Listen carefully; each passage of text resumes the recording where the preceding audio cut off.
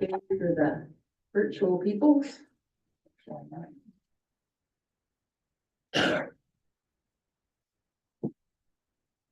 Like we're good. So I'd like to call the regular town council meeting of August 12th to order at 5 p.m. We've got the agenda in front of us. Are there any additions or deletions? I have none, your worship, but I just did want to make mention that there has been an amended version of the planning report uploaded online, as well as two public submissions that we received. Okay, thank you for that. Would someone then be prepared to the motion for it? Mr. Good, I'll move the agenda as presented. thank you. No, that's Right. All those in favor of the motion? In favor. It is carried. We have the minutes of the July 22nd regular council meeting. You've had a chance to review those. Are there any edits to those minutes? Otherwise, if someone could put forth a motion with respect to those minutes. Thank you. Move that council adopt the minutes of the July 22nd, 2024 regular council meeting as presented. Thank you. All those in favor? In favor. It is carried. Thank you. Okay, next we have a public hearing, and we have a public hearing. I declare this public hearing open. It's a I'm going to start again. I'm declaring the statutory public hearing open, and the hearing is held pursuant to section 7, 8, 220 or 230, 606 and 692 of the Municipal Government Act. The hearing is with respect to bylaw number 2158, land use bylaw number 1891 amendment, redistricting of the Shasberry settlement law 38. So, yes. Your worship, if we could get a motion of council to open public hearing, please. Okay. So someone please move to open the hearing. I can do that. Okay. Thank you, Mr. Good. I'll move the council open the public hearing with regard to land use bylaw 1891 amendment application to redistrict Shaftesbury settlement lot 38 at 5:02, 5:03 p.m. 5:03 p.m. 5:00 3 p.m. now. Yep. All those in favor of that motion? In favor. Thank you. Madam Mayor, I have to excuse myself since I own a house in Shaftesbury Estates. Okay, thank you. Madam Mayor, I would also like to ask to be excused due to my owning property in the Shaftesbury Estates as well. Okay, thank you. So just for everyone's information, the two councillors have excused themselves as they have an interest in this matter, and they are now acting as members of the public until the hearing has concluded today. So, Ms. Parsons, I guess, what is the purpose of the public hearing, or is Mr. Fisher answering that? Mr. Fisher, thank you. Oh, I'm having some mic issues here. Is that better? Yeah, kind of. Okay, so I'm gonna have to speak from here. The purpose of the meeting tonight is, River Lot 38 has an existing class 1 gravel pit. Wapiti Gravel Suppliers, the pit operator, has applied to amend the land use district applied to River Lot 38 from residential 1A, R1A district to the direct control district, DIRC, to allow for development permit application for natural resources extraction to expand and complete their intended gravel extraction of the property. Thank you. Can you also indicate when the public hearing notice was advertised in the local media? Yes, you're working. So we published, the town published the notice on the town's website beginning on July 8th, 2024. We posted on the town's Facebook page on July 10th, July 23rd, July 30th, and August 7th, 2024. We posted on a public bulletin board at the town office on July 9th, 2024. We mailed directly to the property owner and all adjacent property owners on July 9th, 2024. That included more than just the immediately adjacent properties, but also the Antelope Shaftesbury Estates, to my understanding. We also referred to the MD of Peace number 135 on July 15th, 2024, pursuant to our intermunicipal development plan filed on 2015. Thank you. Oops. Have there been any written submissions received and not included in the public hearing agenda package? Your worship, we received 2 submissions after the agenda package was published. We have updated online documents to include those 2. One is an email from Mr. Barry Titus with information. I have copies here that I can hand out to everyone. And then the second one was a letter from Mr. Jeffrey Harcourt that we received again after the agenda was posted. We've since attached it to the agenda and revised our recommendation to recess the public hearing so we can make sure that these are in the public information and allow the MD of Peace to respond to the public hearing. Okay, so just to be clear then, we're carrying on with our hearing today, and there's a different recommendation than formally, and we're being given the 2 submissions that we received prior to the meeting tonight.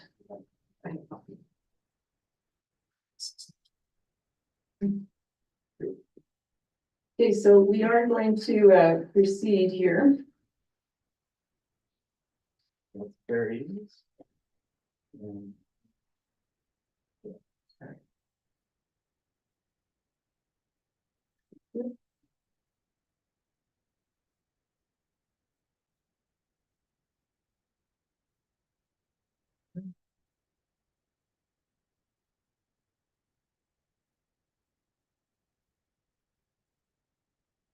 Okay, so we are going to proceed through our formal agenda here, and I am going to ask that anyone who gives an oral presentation can clearly state your name, and that the presentations are to be concise and to the point.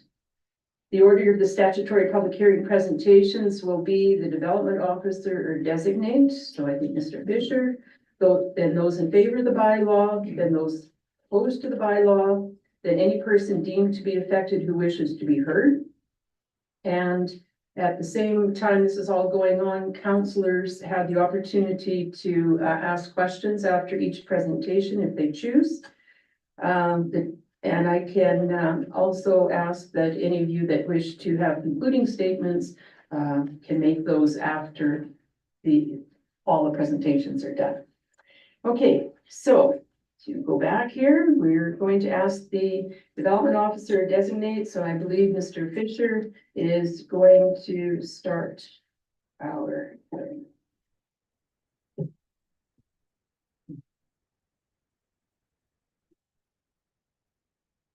Okay, hopefully this mic works a little bit better. Yeah, it does. So we've attached the public hearing report. All the information that I'm gonna go through is basically right from this report tonight. So if you forget anything or want to look at it, you can go and look at the council package online and review it. So the site itself received provincial approval in 1988, November of 1988, to operate a gravel pit. There is no municipal development permit in the town's files for the initial gravel pit development. The provincial approval was referred to the town in 1988. It's unknown if the gravel pit received a municipal development permit. We have issued a number of permits related to gravel pit operations. The permit history on Riverwell 38 as relates to the gravel pit is as follows. In 1991, we issued a development permit and building permit for a commercial shop. In 1997, it was for a garage. In 2002, allowing the operator to tie into the municipal water service. 2008, for an office and scale house, in addition to staff trailers. In 2016, a development permit was issued for a freestanding sign. In 2020, we received an updated activities plan for the development of a greater extent of the property. No related land use amendment or development permit application was received, and there have been no known excavation activities on the property since 2020. The purpose of the R1A district, provide development of low-density, single-attached residential housing.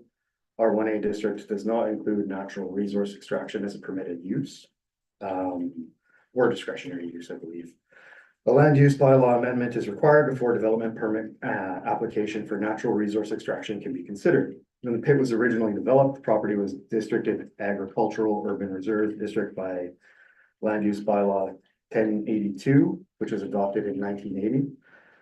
Natural resource extraction industry was a discretionary use in that bylaw, and the property was redistricted to residential 1A by land use bylaw 1731, sometime between 2003 and 2005.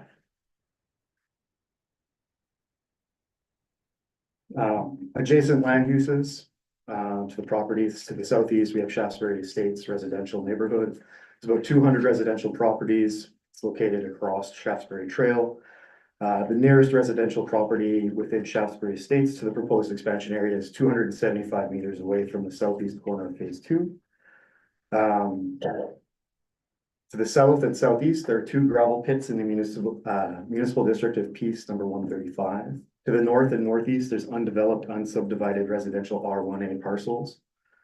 To the west, 1 undeveloped, unsubdivided R1A parcel and 1 R1A parcel with 2 residences. These residences are the nearest to the proposed expansion area. The houses themselves, the nearest one is 80 meters from the proposed development. From the property line, it's closer to 50 meters. It's much closer than Shaftesbury Estates. The future land use identifies long-term land use pattern, or sorry, there's a summary of all of the MDP sections that might apply. I'm gonna skip over the report piece and touch on the evaluation piece here. The proposal we received from Wapiti Gravel Suppliers has gravel pit expansion within the existing approved boundary by Alberta Environment. It proposes 2 open additional extraction phases, phase 1 being 2.68 hectares and phase 2 being 2.12 hectares, representing about 11% of the 12% if you round up of the total parcel area. Phase 1 is located at the center northwest half of the property, and phase 2 is located at the center north end of the property. The submitted proposed operations plan, which was included in the report, but I'm not going to dig into in detail, includes 3-meter operations buffer and a 12-meter development setback to the property line. Both proposed phases are set back an additional unspecified amount from the development setback. In the operations plan, they've identified proposed future reclamation. If the land use bylaw amendment is successful, the applicant will submit an updated activities plan, part of the development permit application with further details of the pit expansion and operations. The purpose of redistricting as direct control is to provide the direct control of development that has unique qualities, either in relation to land use, development, or land-based characteristics. The district has no explicitly permitted uses, nor are they any explicitly prohibited uses. That said, when dealing with a direct control district permit application, council is bound to consider and ensure that all development shall conform to the provisions of the Town of Peace River Municipal Development Plan. This maintains limits on development possibilities for the property, barring an municipal development plan amendment process. The development permit, a development permit application submitted on a direct control lands is directed to the town council for a decision at a public meeting. The direct control district provides council authority to impose a wide variety of conditions, which may minimize the impact of ongoing operations. When putting together or when discussing with the operator of the pit, There were sort of two options that we had on the table. One was direct control. The other one was rezoning it to an industrial M1A district. The other way to provide for future natural resource extraction development permit application within the land use bylaw would be to redistrict property to an industrial district. That allows development applications for a variety of industrial uses, including 24 permitted uses, which means that they're allowed as of right uses. So we'd have to have a really good reason as administration to recommend or refuse an application for one of those permitted uses on one of those pieces of property. This alternative approach, zoning it as an industrial property, is inconsistent with future land use direction of the MVP, which directs that future use of the site is residential and really an ongoing industrial use cannot be permitted. An MDP amendment would be required to allow this approach and would be a significant change in the intended future use of the property. So administration recommended coming forward with a direct control district to look at this as an option. In the MDP, it establishes future direction of the site as residential. It seems to initially conflict with the proposed application. However, the long-term intention for the gravel pit activities is that they get completed and the land reclaimed. If the town approves the application, it can require that the pit is reclaimed in a manner consistent with the future use of this property for residential development and establish timeline conditions to encourage the operator to complete this section and complete its operations in a timely manner. Section 4 of the MVP aims to support long-term economic growth. Gravel is an essential material in pretty much any of our infrastructure projects that we got going on in the area. We use it for roads, we use it for the bridge. There's an economic value in having an aggregate source nearby from within the community. As the further up you go, the more expensive the materials are. Section 7, industrial development. The MVP includes the following policies. The appropriateness of an industrial use and its location shall be evaluated with full consideration of its environmental impact and compatibility with the existing and future land uses in its proximity. It is desired that little and preferably no impact to odor, airborne particles, surface drainage, and noise will be generated to adversely affecting neighboring properties. The town shall oppose all proposals for natural resource extraction which will adversely impact the efficient utilization of lands for urban intensity development within the town or any identified future growth areas. Because the site is an existing gravel pit, existing since 1988, further extraction on the site does not increase the impact of the pit on the efficient utilization of lands for urban development, rather facilitating the completion of gravel activities on the land. Also struggling with a word today, facilitates the transition to a residential use and facilitates an end to the ongoing impacts of the gravel pit operations. You guys haven't had a chance to necessarily read it yet, but in Mr. Harcourt's letter, he does talk about the pit and not being reclaimed. It's one of their residents' concerns for the area. Visual appearance. The property has a tree buffer along the north and northeast edges of the property. Larger tree stands in the northeast corner. The vegetation provides a significant visual barrier to most of the residential properties in Shaftesbury Estates. Phase 1 and phase 2 expansion areas are towards the center and north end of the property, areas with effective visual buffers. Expansion of the gravel pit should not increase the visual impact of the pit on the neighboring properties. Excuse me, I'm just having a bit of difficulty hearing this. I wonder if you can speak up. Thank you. Yeah, I can reflect this. I was worried about like overpowering and having it squelching everyone's ears. I apologize. That's good. Noise impacts of the neighborhood of a neighboring gravel pit are highly variable, from no impact during seasonal shutdowns to some impact during extraction activities and high impact during crushing activities. Crushing is the main source of noise arising from a pit.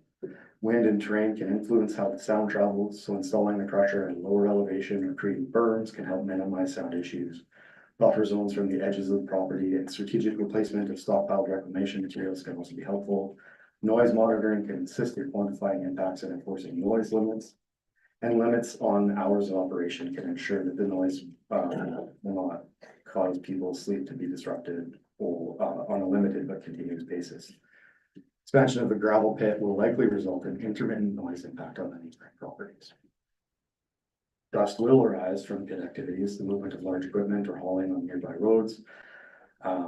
The pit's owner must control dust under the Environmental Protection Enhancement Act. An activities plan specifies dust control measures to limit the impact, such as only stripping the areas immediately required for excavation. Air monitoring can assist in quantifying impacts and requiring mitigation activities. Expansion of the gravel pit will likely result in intermittent dust impact on the neighboring properties. Environmental impacts of gravel pits are regulated by a variety of provincial and federal laws. Gravel pits require registration with Alberta Environmental Parks under the EPEA, Alberta Environment Protection and Enhancement Act. Must follow AEP's code of practice for pits. The registration with AEPA requires the company to submit an activities plan that provides detailed planned construction, operation, and reclamation for the pit. The activities plan addresses, if it's relevant to the operation requirements of the Federal Migratory Birds Convention Act, Federal Fisheries Act, the Provincial Wildlife Act. The expansion itself is not expected to have significant environmental impacts outside of the site. The gravel deposit is clean gravel. Washing activities are not required, and there are no sediment ponds on the site. Traffic is the primary impact, and continued expansion of the expansion of the gravel pit operations related to gravel haul activities expected to increase. The primary access road to the pit is the Shaftesbury Trail, provincial highway.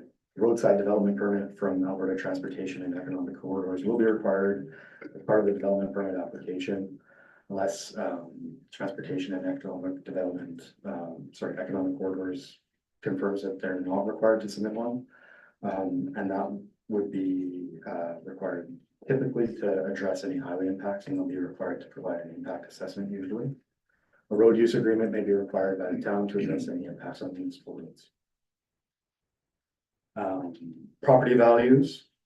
Adjacent property owners are often concerned about the impact of the gravel pit on their property values because the gravel pit existed prior to and expanded concurrently with the adjacent residential neighborhood through the 1990s and 2000s.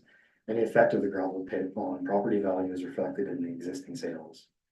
If the gravel pit expands, the town's assessor does not believe that there would be any marked effect on values.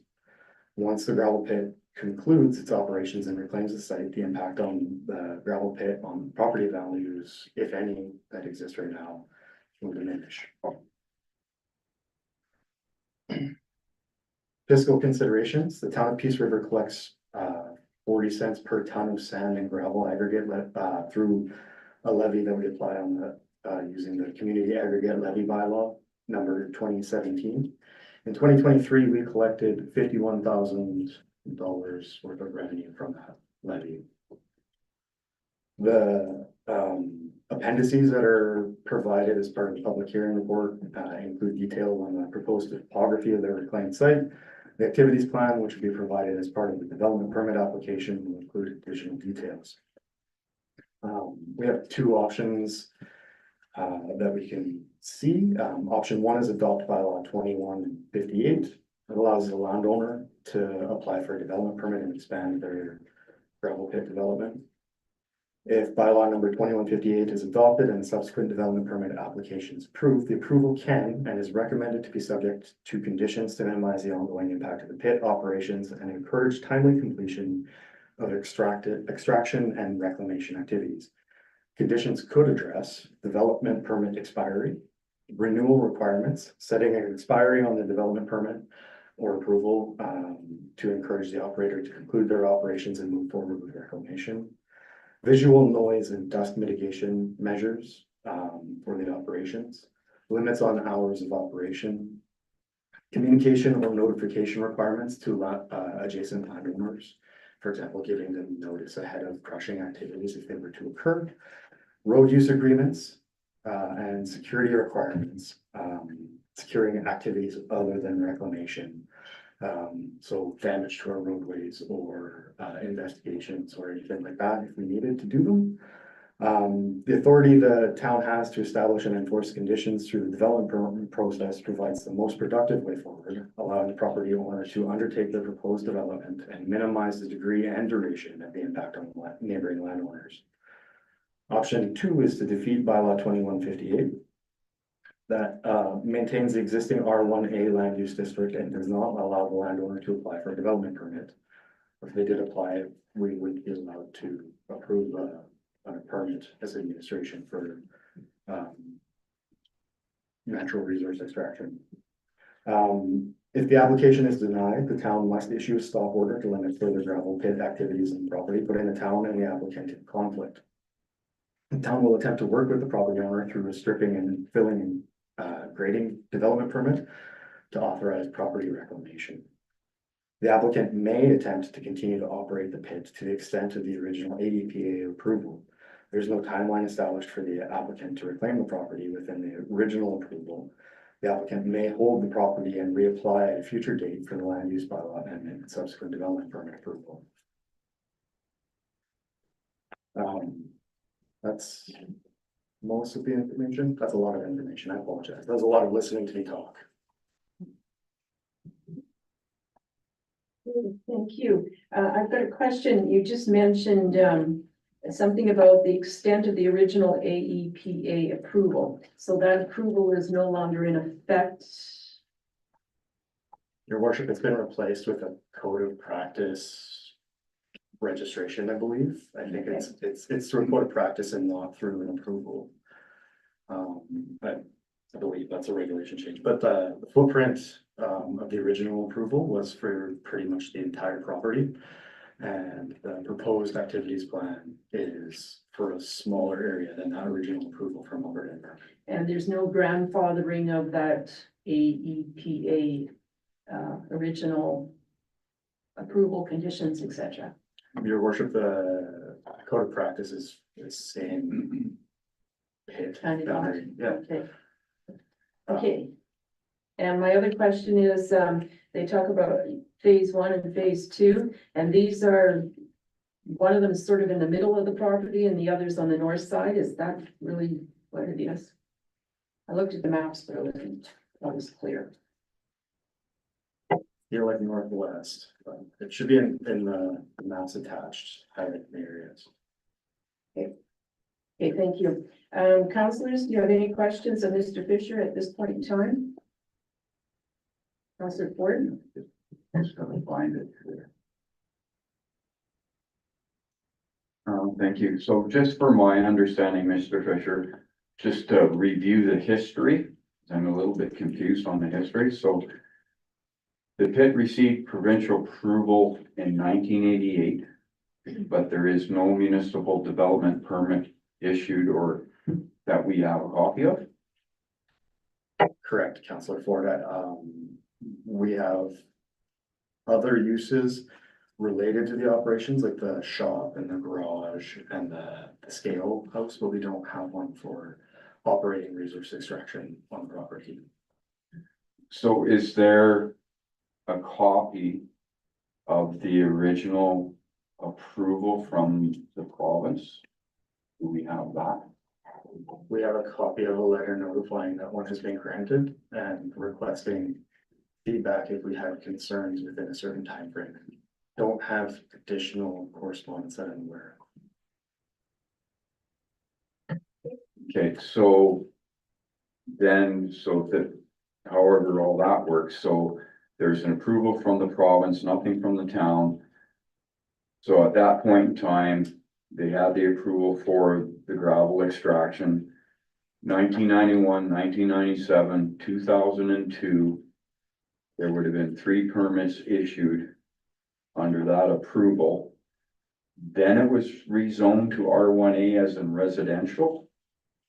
And then there was 2 other approvals in 2008 and 2016. Do those 2 approvals meet and are like, I'm just asking, do those 2 approvals that were issued there for those development permits that were issued in 2008, 2016, meet the requirements for R1A? Residential? I don't believe so, Councillor Ford. Also good. Yeah, this confuses me also. The landowner does not have a copy of a municipal approval either, am I correct? Correct, Councillor Good. If that would have clarified things too. Second thing, one thing I didn't get from this, and maybe because I overlooked it or didn't see it quick enough, was when was it put into residential? Because in that permit history, it's separate, so I'm just wondering about the time frame of when that was. And that could be, it's here probably, and I haven't figured out where. Yeah, Councillor Good, it's in the table under land use district, between 2003 and 2005. I'm not sure when the bylaw got third reading at that point in time, but it's sometime between 2003, 2005, it was rezoned to R1A. Okay, and my third question is, you talked about what would happen if we did not approve the 1281, we did not approve the direct control. We would have to issue a stop order, et cetera, et cetera, et cetera. And I'm not clear on what that is and what the ramifications of that are. It sort of goes through the steps, but it doesn't explain any ramifications. I'm not sure if this is even the time and place to do that. It's just, that's a question I have. Yeah, Councillor Good, if a property hasn't received a development permit, or hasn't received an approved use, for a development permit, the stop order is the mechanism by which administration through our development officer would enforce our land use bylaw. So if you are doing something that is not consistent with the development or the land use bylaw, you then have a development permit for it, we would issue a stop order through our development officer, basically saying, hey, you can't do this. And if they don't follow that, then we can escalate it through the court and have it enforced. And that's our primary tool to deal with land use bylaw infractions. And the last question is, I know that there was work, that there must have been production in 2023 because we received some dollars for that. So that's the evidence there was work done. What about prior to that, in the years prior to that, were there gaps in production or large gaps in production that we're aware of? I'm not clear if we were very good at tracking revenue through our levy to have that information, Councillor Good. Well, there's, Councillor Scanlon. Sorry, Councillor Scanlon. Question? oh, I don't know if it's a question, I guess, but it's not the only place where there's gravel extracted in town, is that correct? It is the only place in town that it is extracted, except for prior, there was one over by the Skiville, I believe. There was a pit over near there. But the rural yard, they bring it in, it's just like that. So we just got 50K for, From this pit. okay. Some work done on that property somehow, yeah. Okay, Deputy Mayor, question, no? I have to wait till everyone else speaks, and some of my questions were already answered by the other councillors that brought up their concerns. One other quick one. Same with me. Okay, one more.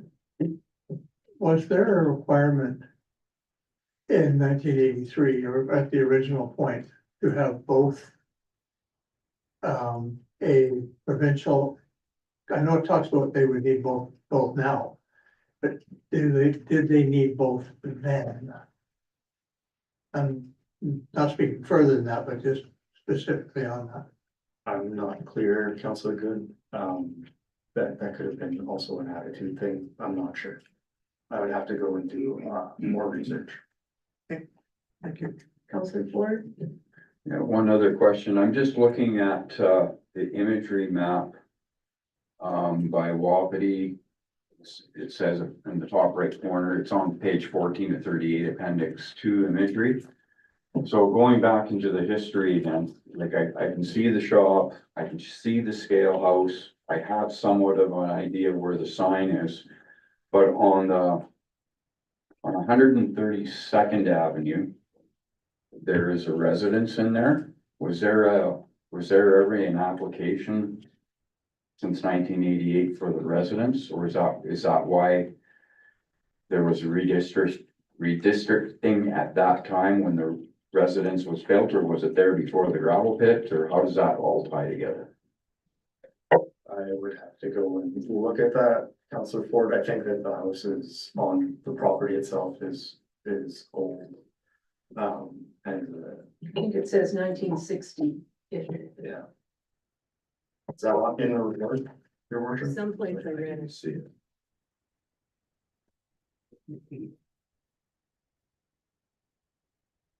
Yes, Your Worship, it is in the report. Sorry, I missed that. The property has a single attached dwelling built in 1960, so we're right, operational pit.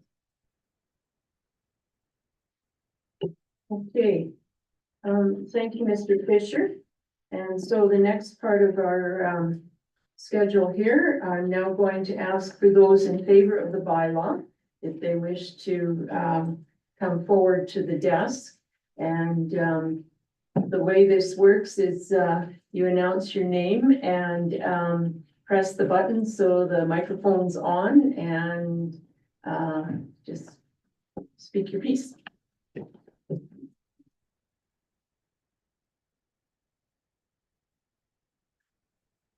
Well, actually, you talked about most of that stuff, so probably just get confusing. Hi, my name is Adam Rich. I'm representing Wapiti Gravel Suppliers and approval of this amendment. I can answer a lot of those questions that you gave previously, actually, but I guess I'll just go through my notes. One change, the sand and gravel operation actually began on the land between 1970 and 1974. Found that out recently going through air photos on it, and that's when the land was still within the municipal district of Peace River. So that might be one of our issues with the lack of development permits we're seeing on the house or the sand and gravel operations. I talked to the municipal district of Peace River, and they said they were actually trashing old development permits and not digitizing them properly. I'm not sure if this is the case or not, but it might be an explanation. We're just as confused as everyone here, seems like. And in 2018, our company did a consolidation. Sorry, when you're referring to municipal district of Peace River, are you talking the town of Peace River and D-135 of Peace? 135. Okay. Yes, the land was annexed in 1980, or there's a documentation out there proposing annexation on Jan 1, 1980, so. In 2018, the land came under a company consolidated, and the individual in charge of permitting previously is no longer with the company, and a lot of the individuals that were working in the area have either retired, so a lot of institutional knowledge has been lost, unfortunately. One of the main reasons we're applying for phase 1 and phase 2 is so we can reclaim this pit and get out. It's sand and gravel operations. When they work properly, you need to develop, and as you're developing, you use material and all the equipment to reclaim at the same time. So that's the main reason why we're looking at phase 1 and phase 2, and why they're the shapes they are as well. This is to get rid of all the weird topography in the pit, level out the humps, and make it so that it's like the reclamation plan that we are proposing. What this would entail is removing overburden, topsoil, and extracting and crushing the aggregate below. Depending on the development permit that would issue and any restrictions on it, this could take between 40 to 90 days, and that's the total amount of time. not necessarily consecutively, and not per year total time. And as stated, the 40 cents a ton for everything moved out of the pit. The CAPL bylaw is only for material sold, it's not for material produced. So when we finish the development and work towards cleaning up the pit, my company got involved in 1988, it was Ruel Brothers before.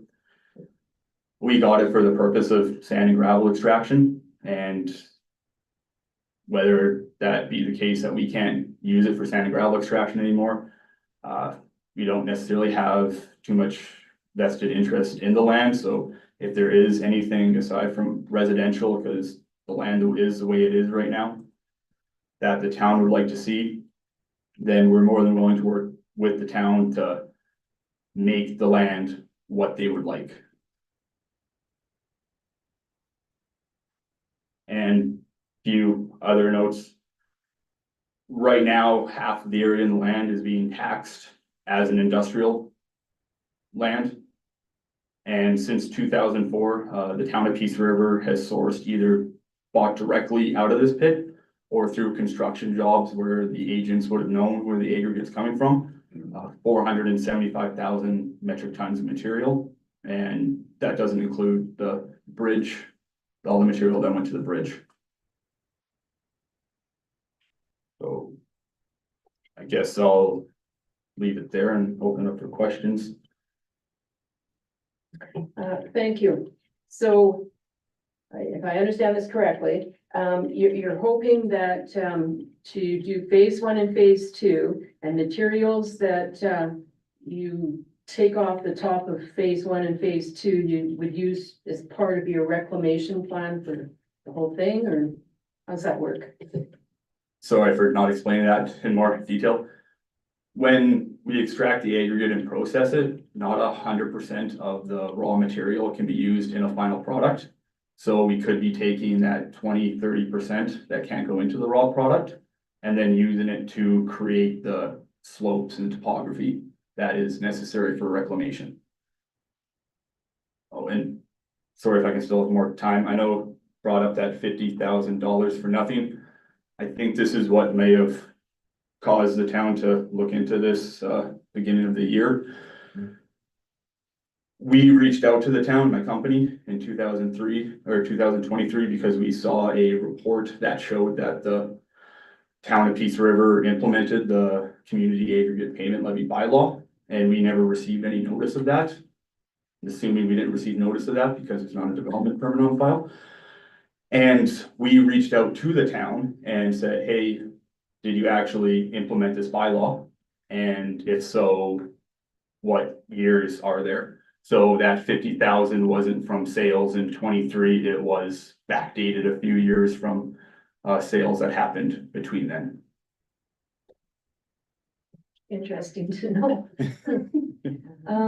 Councillors, questions at this point of Mr. Rich? Councillor Ford. Just going to the residence that's on the property, is it being utilized or is it vacant? The old area manager that used to manage Ruel Brothers in this area, the subsidiary, he is living on the property. So it's being utilized by a ex-employee. And if phase 1 and phase 2 were to go ahead, did I read in here that this was maybe a 3 to 5 year project, or is that something else? That would be the plan, market conditions, if that material can be sold, but with in regards to crushing, that would most likely be the timeline. And obviously with the development permit being issued, that would probably be a hard timeline. And reclamation, it would be hard to say what the reclamation timeline would be on that. Depend on how much work would be done during the development of it and the processing. And when the aggregate stockpiles finally move, when we're able to move those overburden topsoil piles back on that stockpile area. Thank you. Councillors, any questions? Deputy Mayor? Okay, Councillor Good? Some clarification on the time from of the days of the 30, 40. Said it wasn't like 30, 40 days a year, it's a kind of a composite of time, correct? So if you could sort of give me a bit more of a description on that, it would be helpful. So once again, that would be dependent on the conditions on the development permit, if there are timing restrictions on it. Just doing some rough math on what our aggregate processing plants can do and the amount of raw material that would be processed. It would take between 40 and 90 days, depending on if it was 12 hours or 24 hours a day. And that would be 20 or 40 to 90 days total throughout however long the raw material lasts for. It might be consecutive because we might go in and just get it all and then don't have to deal with anything else again, or it might be done in the 2 phases. So I guess that would be 20 and 45 days. So it'd be like that amount of kind of production days, if you want to use that word, work days over whatever period of time is necessary to do it properly. Okay. Yeah, yes, correct, yeah. Any other questions at this point? Okay, well, thank you, Mr. Rich, and we're onwards to the next person, I think. Okay, so I am asking for any others in favor of the bylaw to step forward. Okay, so now we go to those opposed to the bylaw, and the same sort of thing, come up to the microphone and state your name and tell us your thoughts. Mr. Fisher? Your worship, we've added a sign sheet there, if we could record name and Contact information. Okay. I would appreciate it. I submitted a 4-page letter.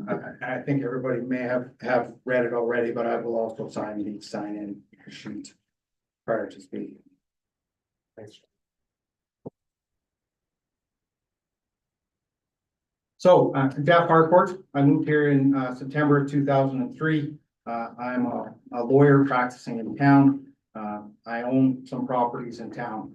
I sent the letter off the other day, 4 pages, just a brief sort of a summary on what I see as happening and what I see as being a problem. I am opposed to this application.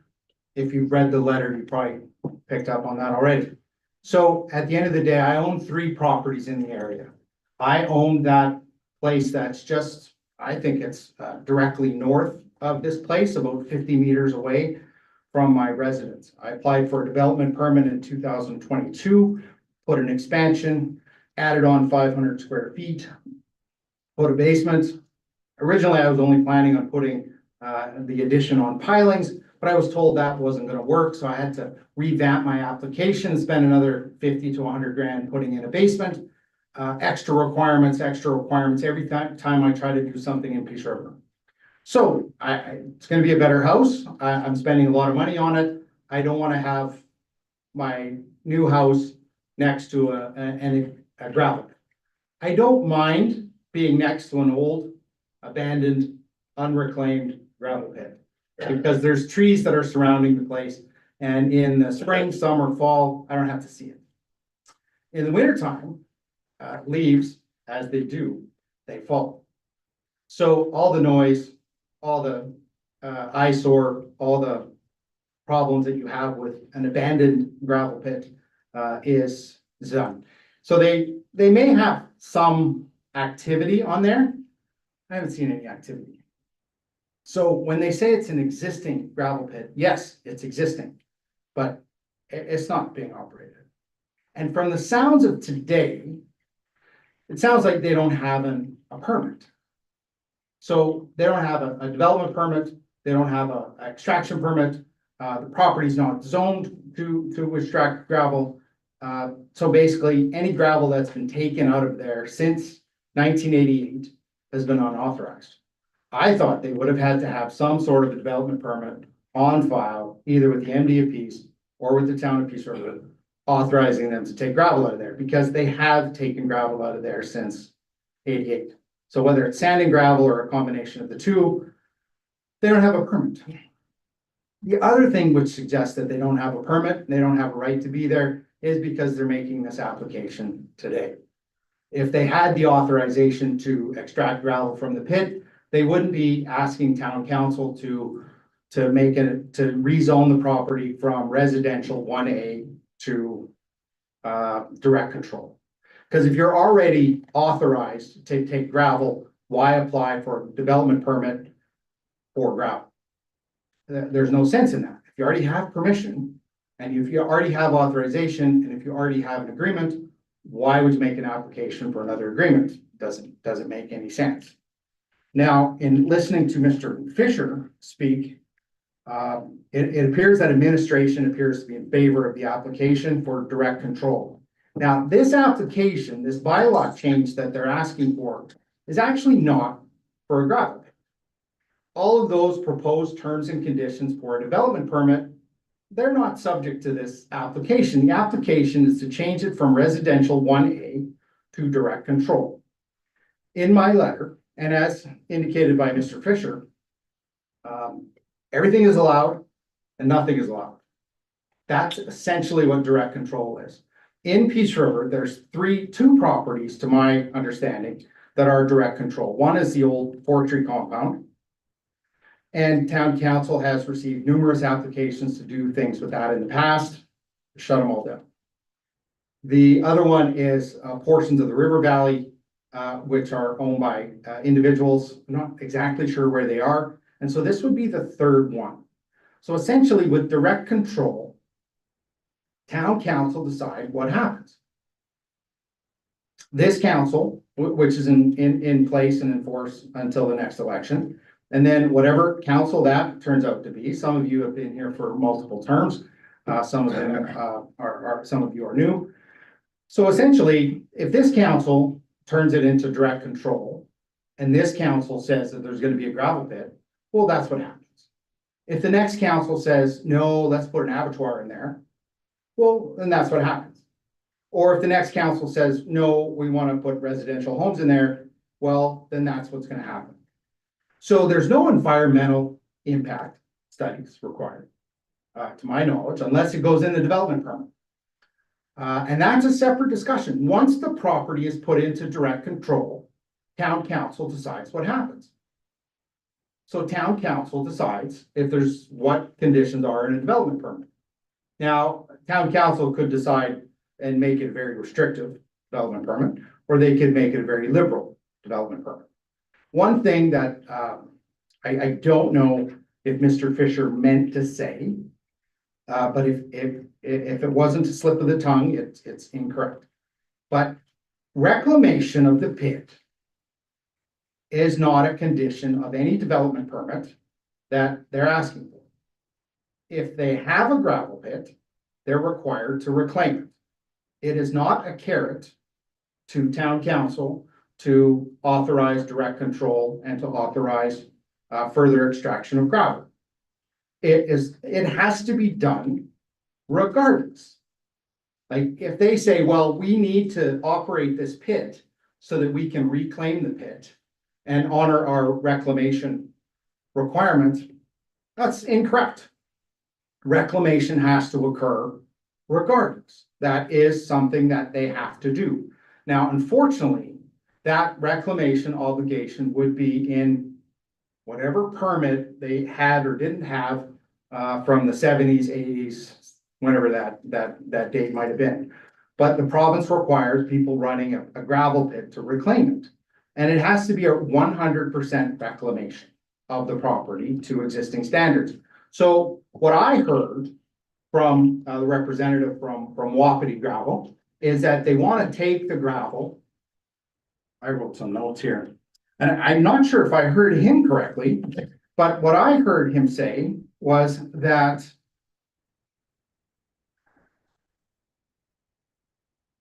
there's that.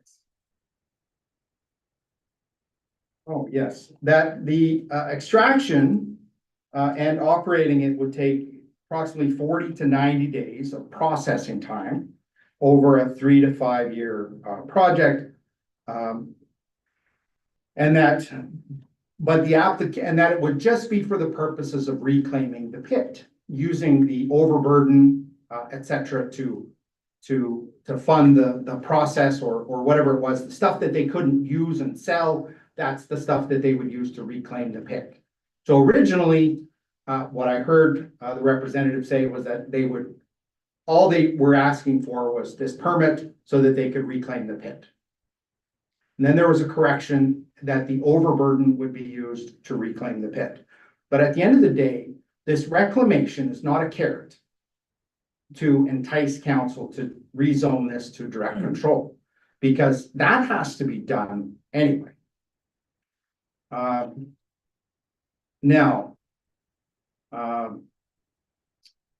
Wapiti Gravel, local outfit that they are, the company, however, that owns the property is a multinational company.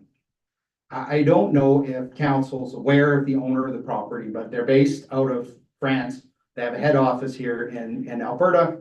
They're a multinational company.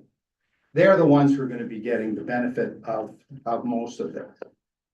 Now, in relation to notice, I own 3 properties in Shaftesbury and area.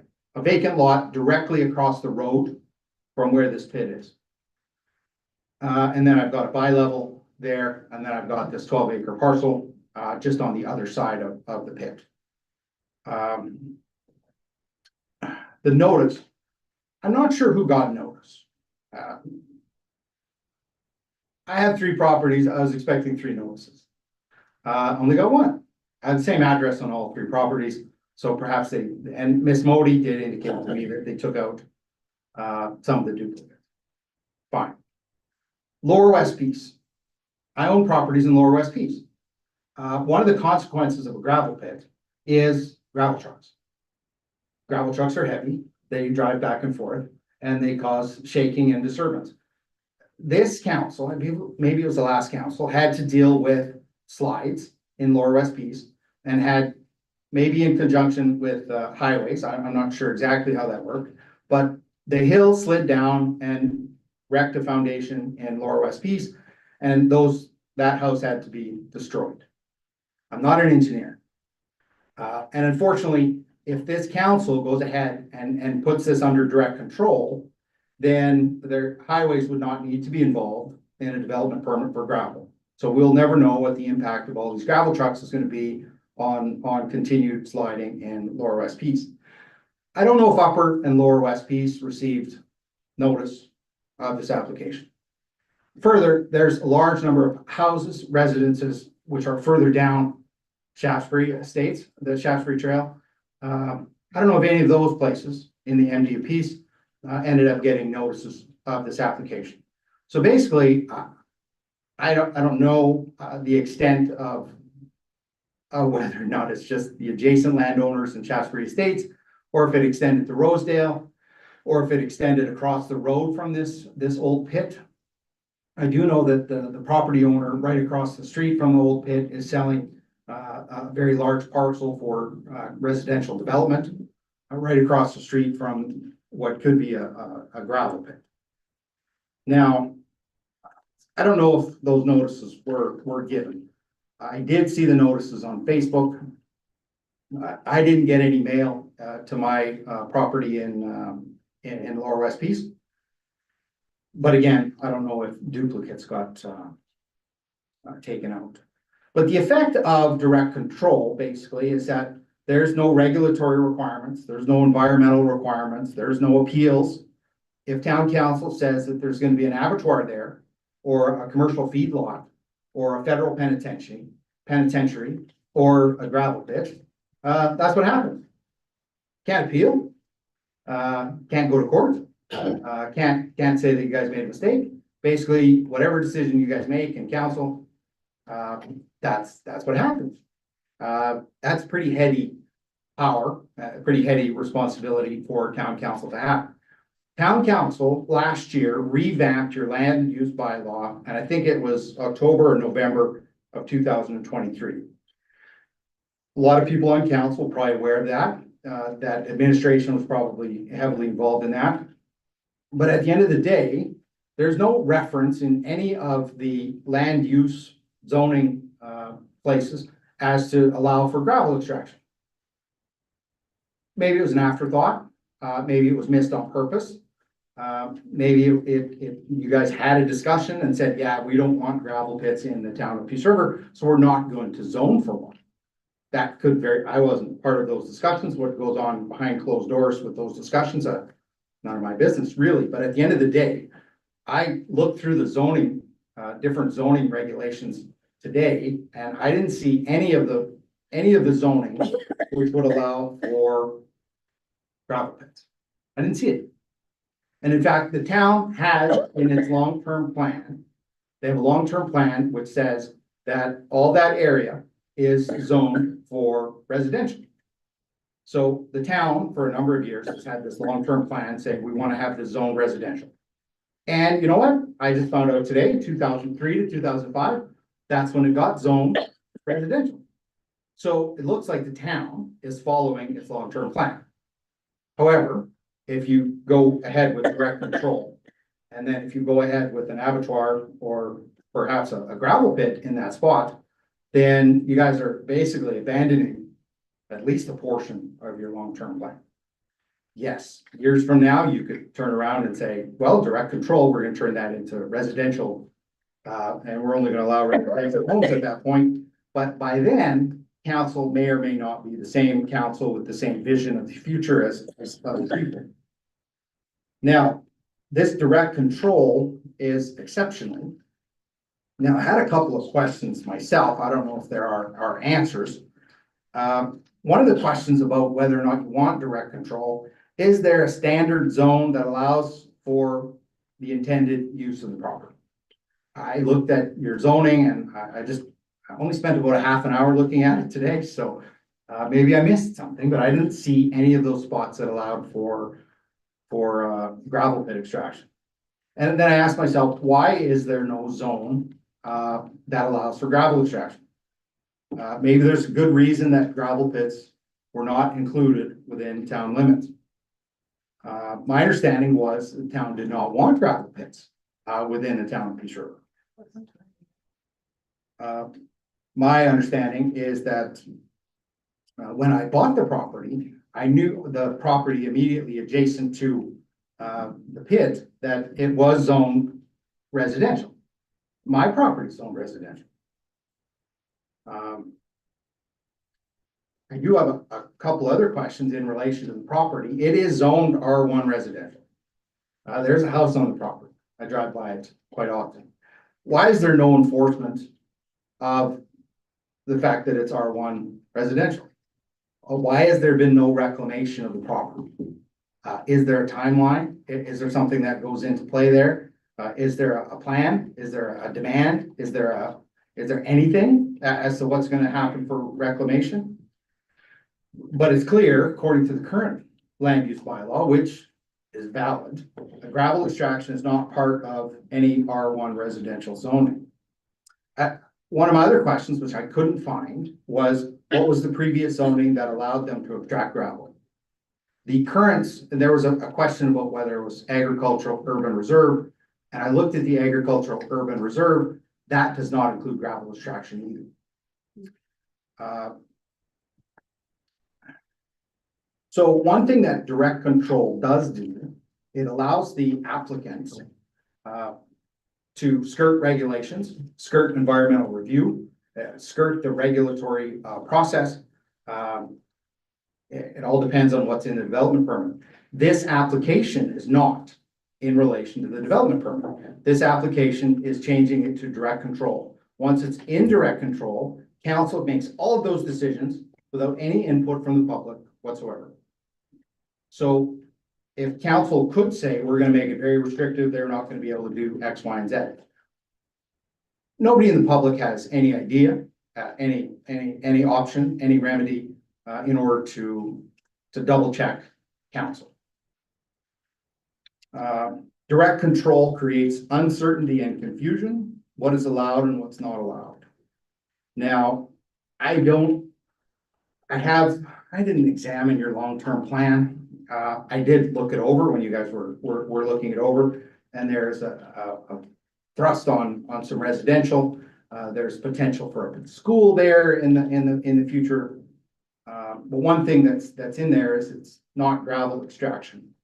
So light industrial, which was zoning M1, that doesn't allow for gravel extraction. M1B, 1A and 1B, they don't allow for gravel extraction as a primary or as a agreed upon use or discretionary use. But it does indicate that there's restrictions in relation to noise, odor, vibration, dust, and causing a nuisance to neighboring properties. Agricultural urban reserve, there's a spot in there, it doesn't allow for gravel extraction, but it also says you cannot unduly interfere with the neighbor's use and enjoyment of the property. And then, of course, direct control says basically whatever town council decides can go in there with no appeal from the general public. So Mr. Harcourt, I'm going to almost call time. You're nearing the finish of your thoughts there. I'm quite close. Good, okay. Nothing in the land use bylaw allows for gravel and resource extraction in town. And it was November of 2023 that the land use bylaw was updated. And if the town wanted to, at that point, they could have included specific zoning in relation to extraction. Now, yeah, and there was comments made in relation to fair market value not being affected. I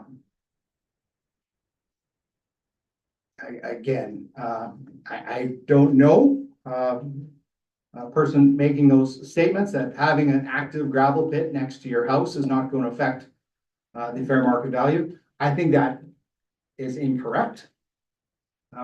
Being somebody that operates in real estate for the last 24 years, but at the end of the day, I don't think we have any expert opinions anywhere as to how an active gravel pit is going to affect property value.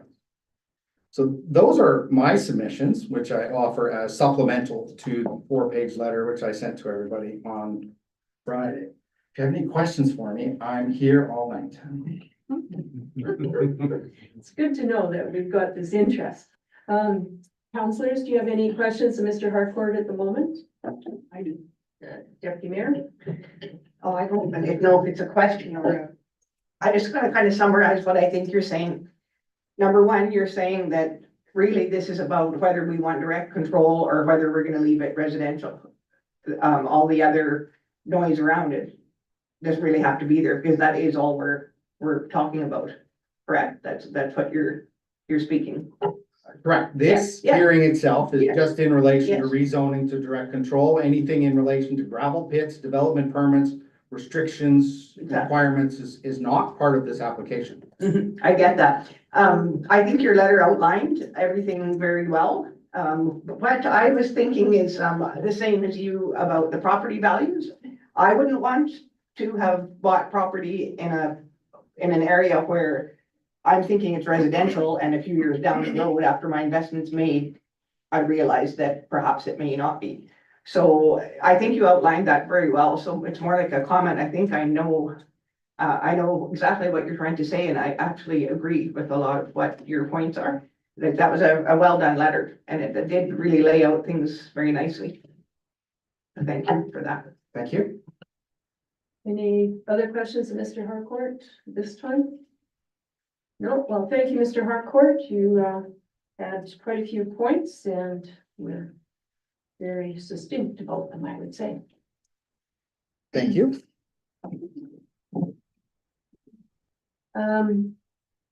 Anyone else in favor or opposed to the bylaw that would like to come forward and comment and present?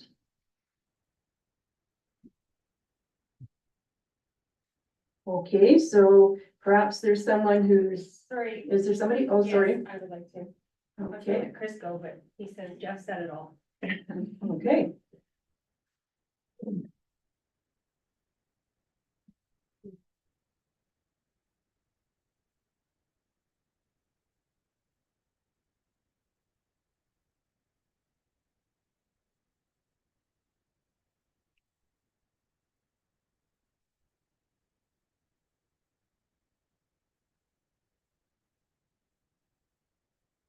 That's on.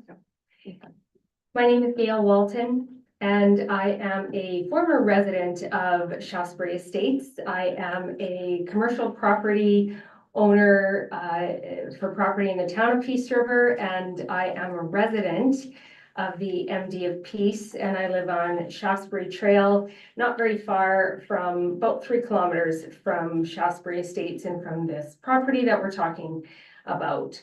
So I wanted to clarify a couple of things for the councillors and administration.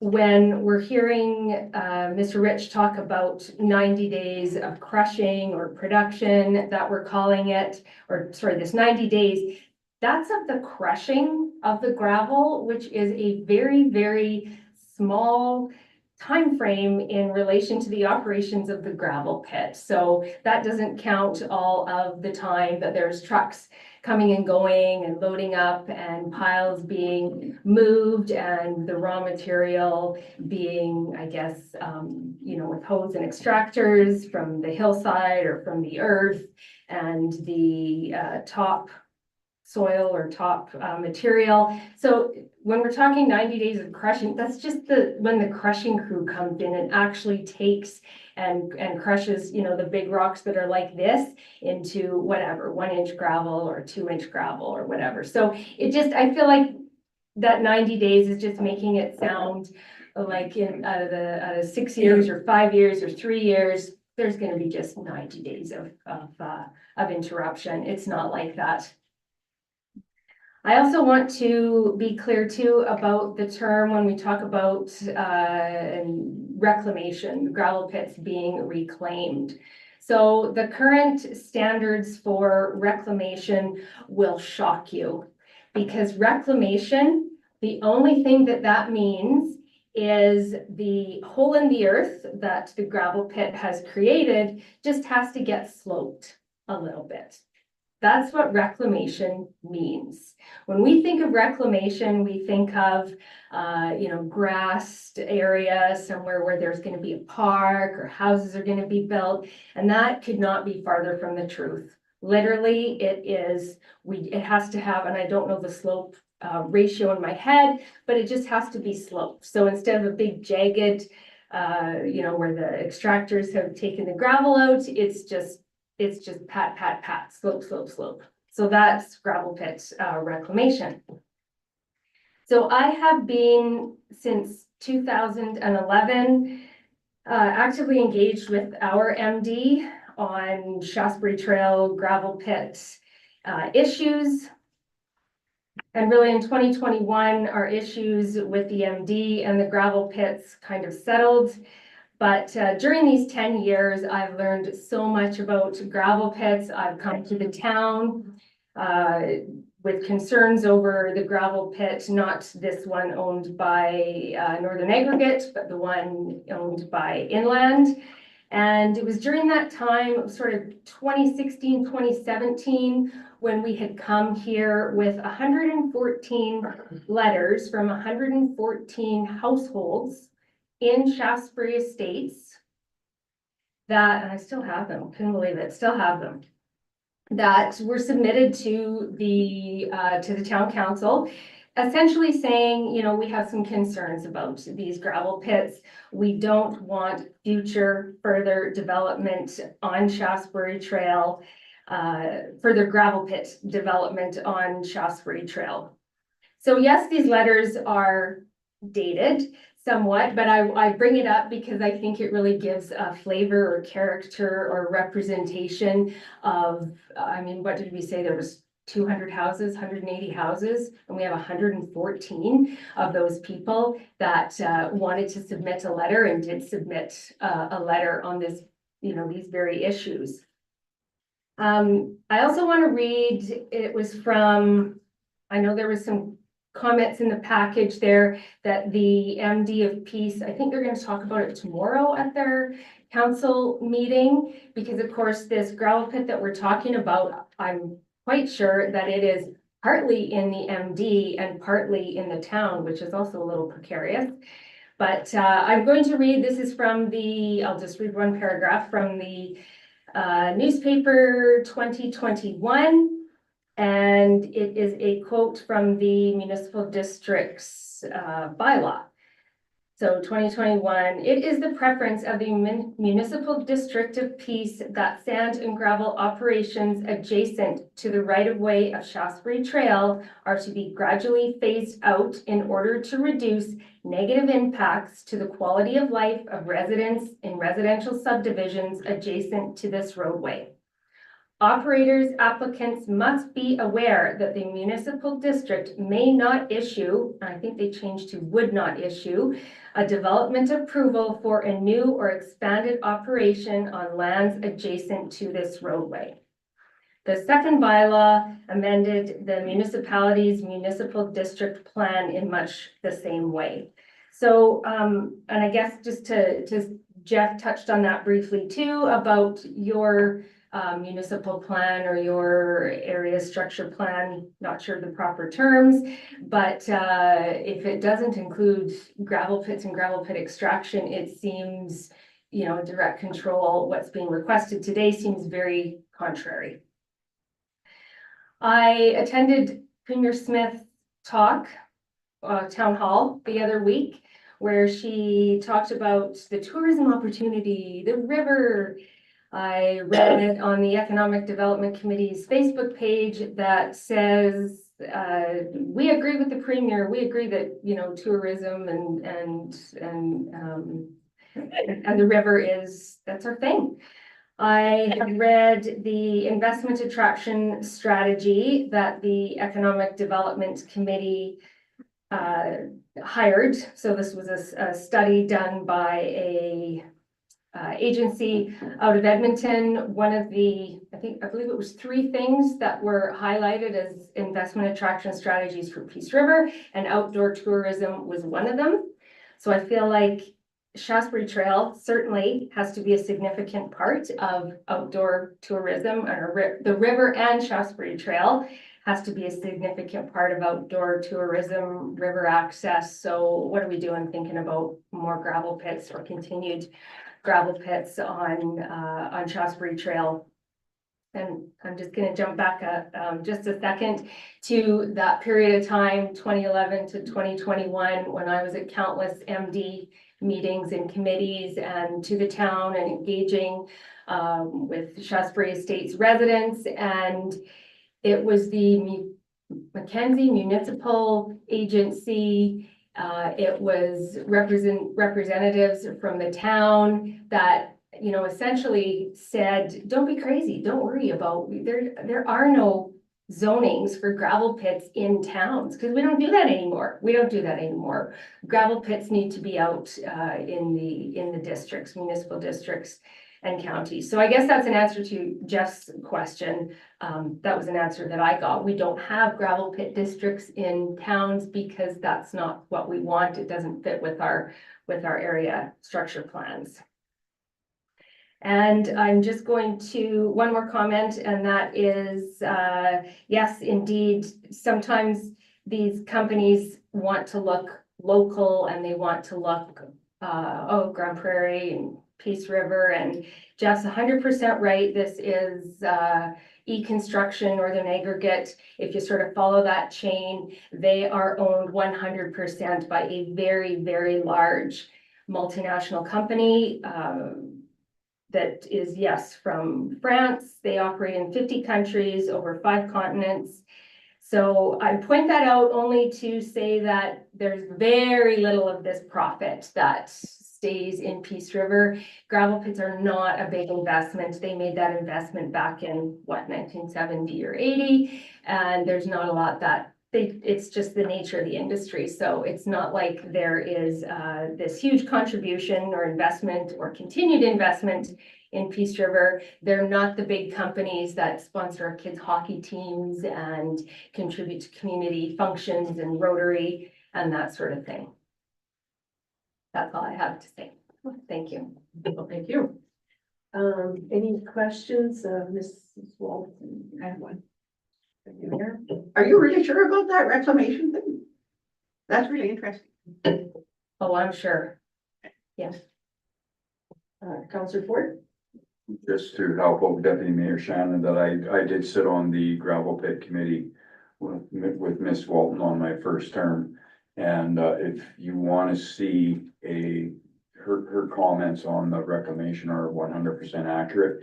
If you do want to see a reclamation gravel pit, if you drive towards Grimshaw, there's a gravel pit on the north side of the highway. If you look to your immediate south before the 3 Mile Corner stop sign, there's a reclamation pit there. You'll see the slope and the grass that's there. Any further questions? Okay, thank you. And do we have any others that would like to come forward who are opposed to the bylaw?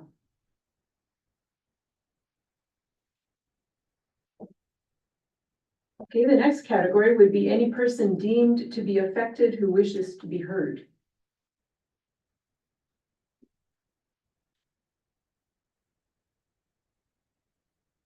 Not quite sure what your question is. Well, if you feel that you would be hurt or affected by the matter that we're discussing here, and you wish to make some comments, this would be the opportunity.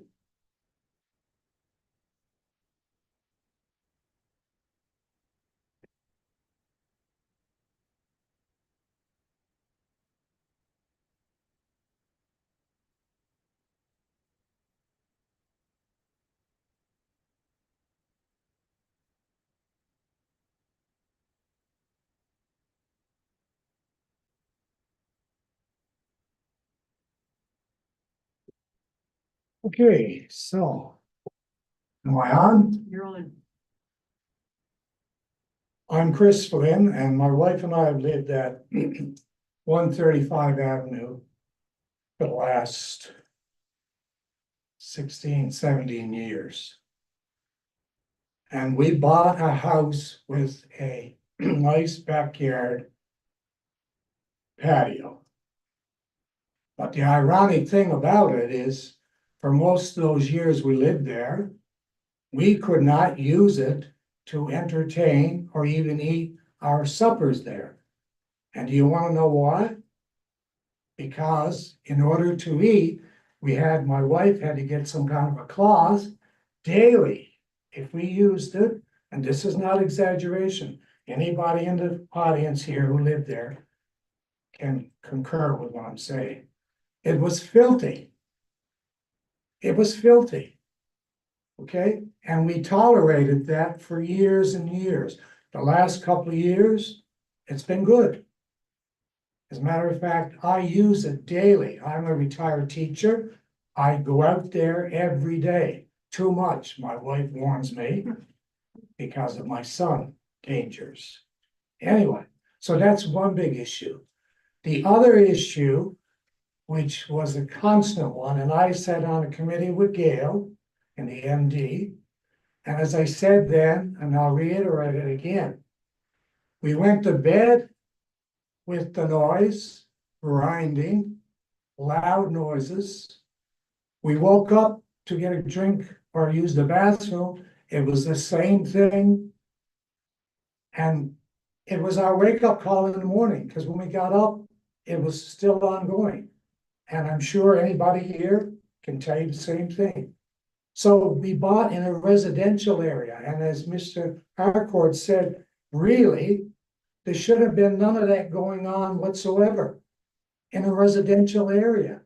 Now, some of you might say, well, you knew when you bought it. No, when you buy a property, are you in real estate, Shelley? No. So who's in real estate here?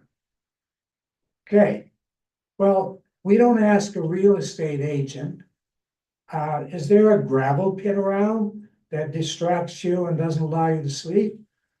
And I wonder how many other communities in Alberta has gravel pits when you come in Shaftesbury Trail. That's what greets you. You got one on your left and one on your right. Welcome to Peace River. As Gail said, the historic Shaftesbury Trail, which was referenced and alluded to many times, right, Gail? Way back then. and we're destroying it. Okay, and my last comment is the reclamation is a farce. I said it to my wife because we walk during the summer regularly. And we walk there, they put in a little bit of a few lilac trees. The ones on the extreme left are doing pretty good. The ones on that end, because they gave up watering them naturally, okay? And the ones that inland put there, well, that's been covered with weeds for years. So that's all I have to say. It's nothing but a farce, it's a distraction. And for a town council that we pay taxes to allow this to go on and continue, or to even look at a further one, it's really doing an injustice to us. Thank you.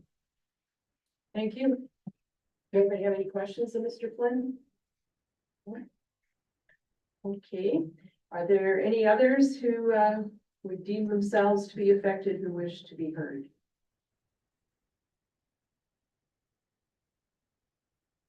Okay, if there are any concluding statements, Mr. Fisher, do you have any concluding statement you wish to?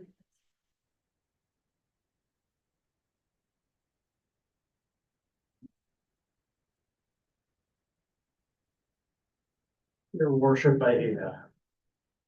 I'm not as mentally prepared for this, but I just wanted to clarify some comments that I had heard from the public this evening, and certainly if there's 114 of 200 residences, we haven't heard all of the comments.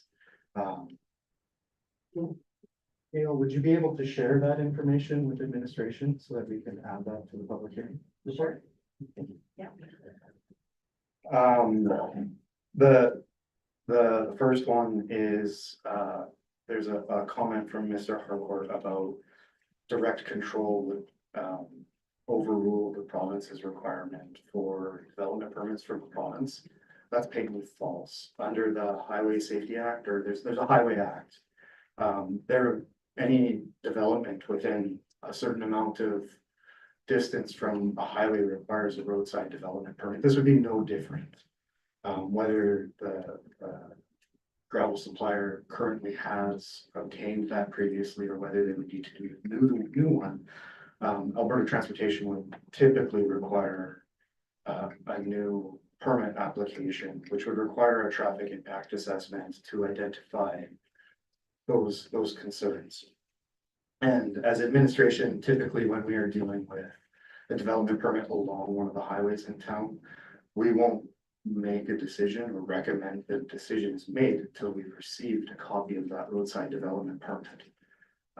To know if there's any conditions from that permit that need to be incorporated into a development permit that we bring forward or recommend for approval.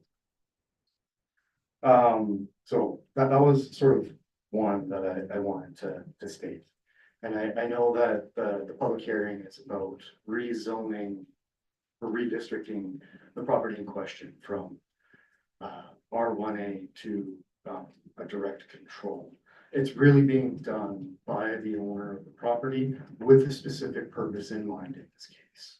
So I think it would be a disservice to separate those two conversations entirely, because we know that if this is approved, the owner is going to follow up with an application for a gravel pit. That's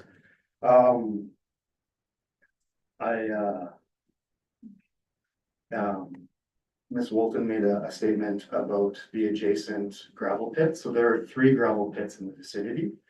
The Wapiti gravel pit is entirely in the town boundary, from my understanding. There's a gravel pit on the same side of the highway directly to the south that is owned by Alberta Ministry of Transportation and Economic Corridors. And then there's one across the highway that's owned by Aland, so closer to the river side, if that clarifies things. That's the big stuff that I can comment to. I would recommend, because we are still waiting for feedback from the MDPs. What's the word in the report? Recess public hearing to a meeting, in September 16th. So we can get that feedback, read it into the record, and then add the letters here and let you guys think about it some more.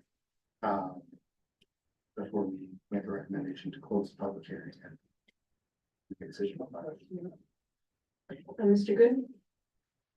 So if we're going to recess, this is the question on the recessing, if we recess to XYZ date, along with those two things you've asked for, that would also give anybody else the opportunity between now and then to put forth their thoughts. Am I correct? Correct. Any other questions, Mr. Fisher, at this time? Okay, thank you, Mr. Fisher. Would any other presenters like to make a concluding statement?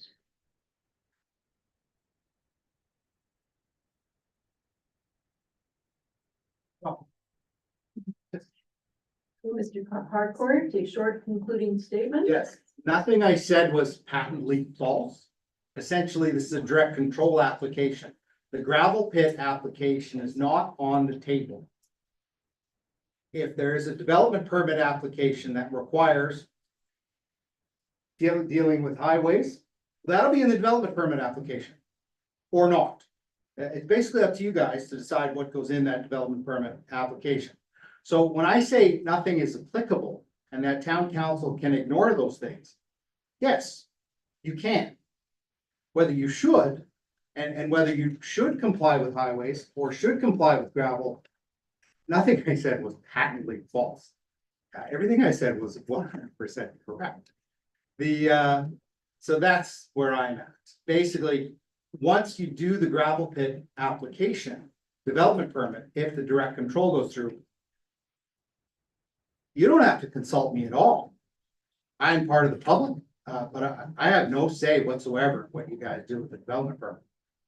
That irritates 200 residents of Shasbury Estates possibly, but that's your call. Assuming direct control is approved, which I'm submitting that it should not be. All right, thank you. Thank you. Anyone else that would like to make a concluding statement of the presenters?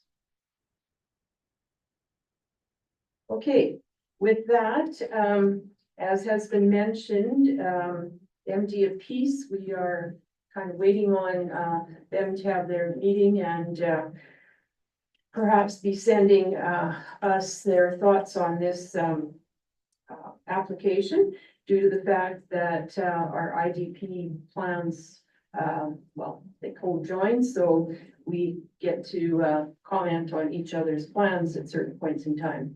So we're waiting on that.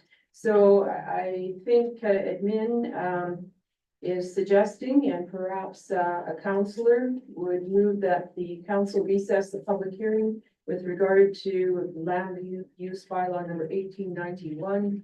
Mr. Good? I'll move the council recess the public hearing on bylaw number 2158 till September 16, 2024. At the regular meeting of council, Megan? Yeah. Yeah. Okay, Ms. Parsons, do you have the motion? Yes.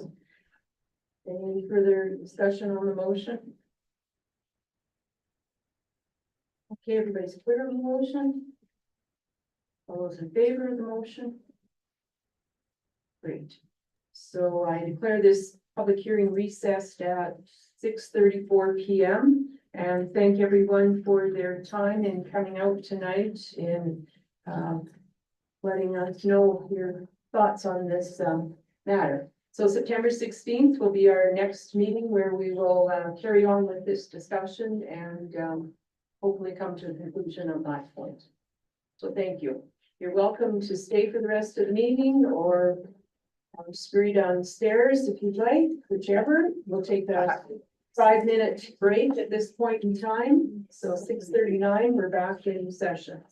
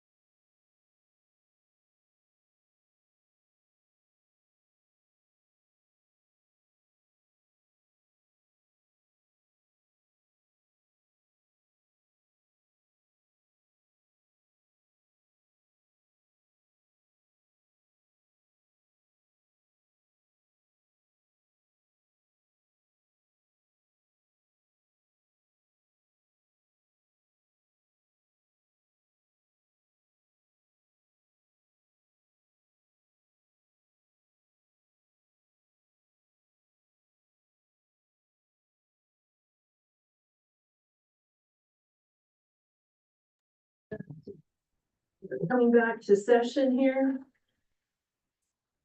Okay, presentations, we do not have any. And now into bylaws, so the council code of conduct, Ms. Parsons.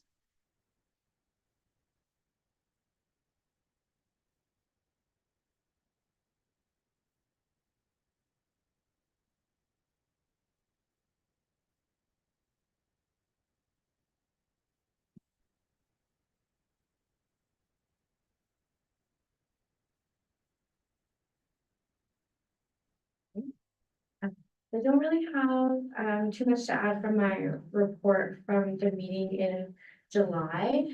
I know that council wanted some additional time to be able to review the amendments that we had made to that bylaw, so I didn't make very many amendments to the version that you're seeing there. I had just fixed a typo in some of the numbering and then added a bylaw number so that council could give it first reading should they so choose. The biggest thing was just that we didn't recommend meeting the recommendation or the motion, sorry, that was carried of cutting down to 4 pages. So you might not be able to meet the regulation very well, but otherwise everything remains as is, and I can answer any questions. Thank you. Okay, any questions at this point? So the document has actually gone from 24 pages down to 13, is it? Or 15? Sorry, from 19 pages to 15. That was the May 13th, but the original bylaw is. Oh, I see, sorry. Yeah.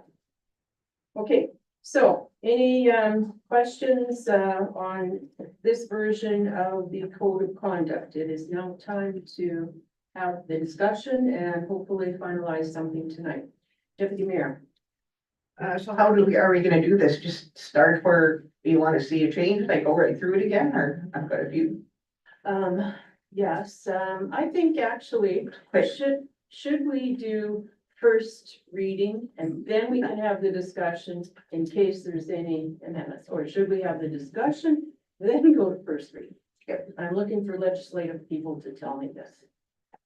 I would recommend that we have the discussion now, and if council wants to see significant changes, that we could pass first reading, or sorry, not significant changes, but semi-significant changes, that we would pass first reading with administration being directed to bring forward changes to the bylaw for second reading. That way, we can have the conversation before first reading happens and we get an understanding of what we're looking to change. Okay. Okay, so we'll have the discussion and I'm not going to go through it. I've done that in the past. And it's now time for people to pick their spots to talk about. So Deputy Mayor, Okay, please tell us where. okay, my first one is on communicating on behalf of the town. Which page would that be? That would be page 57 of 272. Item 5.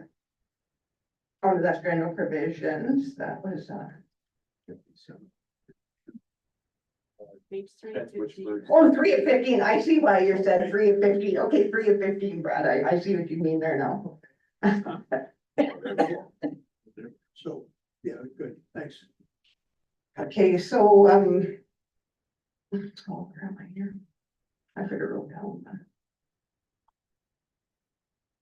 So this conduct themselves in person, I think that was all good representing the town. It was number 7. Unless council directs otherwise, the mayor is the council's official spokesperson. That's good. But absent the mayor, deputy mayor, position on all issues shall be referred to the town's official spokesperson. So what my question is, if a resident or stakeholder contacts a counselor, does the counselor have to tell them, no, you have to go to the mayor, you can't speak to me about a concern or a question? I just want that. Oh, Clarified. This says media. So it says media. So if CBC comes to town, yes. Okay, well, Ingrid, that's just one in general on that section. I'm talking about the community handbook on behalf of the town. So, okay, even if that is just media then. So in the other 2, 8, and 9, you know, comments accurately reflect the official town position. We can, you know, express our opinions publicly in a manner made. I guess that's basically what I'm asking. Are we allowed to speak to stakeholders about things? I'm not counting media in that. It was just the wording around it, I guess I wanted to clarify. Just going to speak my own mind on this. Prior to a decision being made of something that's not in camera, we're free to have our own opinions and to put them out there in any form that we wish. Given that we operate with respect and dignity, I mean, there's not the should, and I think that's more of a should than have to, because you can be a jerk in this world legally. But the idea is, yes, you can argue your positions, and you should. I mean, that's the whole reason for having 6 or 7 councils, is to have the differences in opinion. Once a decision has been made by council, you're still fine to acknowledge that council, that there's a decision of council, and that's this. You can still disagree with that position and speak about your disagreement with that position in a respectful manner.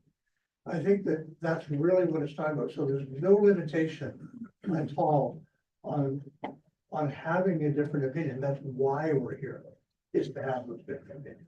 And not only on the opinion thing, I don't want this to hinder our ability to meet with external stakeholders, investors, developers, or our neighboring municipal colleagues. Like, I don't want to be hindered from any of these conversations and. But you can't speak on behalf of the town. Exactly, I'm nobody's speaking on, okay, exactly. Agreement, or say, well, I'll get this done, or this will happen. Okay, no, that's totally right. I want to clarify that now, though. I want to clarify that that's what that means. That means that we're allowed to, as long as you're not talking and saying, well, I can do this and we're gonna do this. If you're talking about what you'd like to see done or initiatives you'd like to see in the future, that should be totally fine.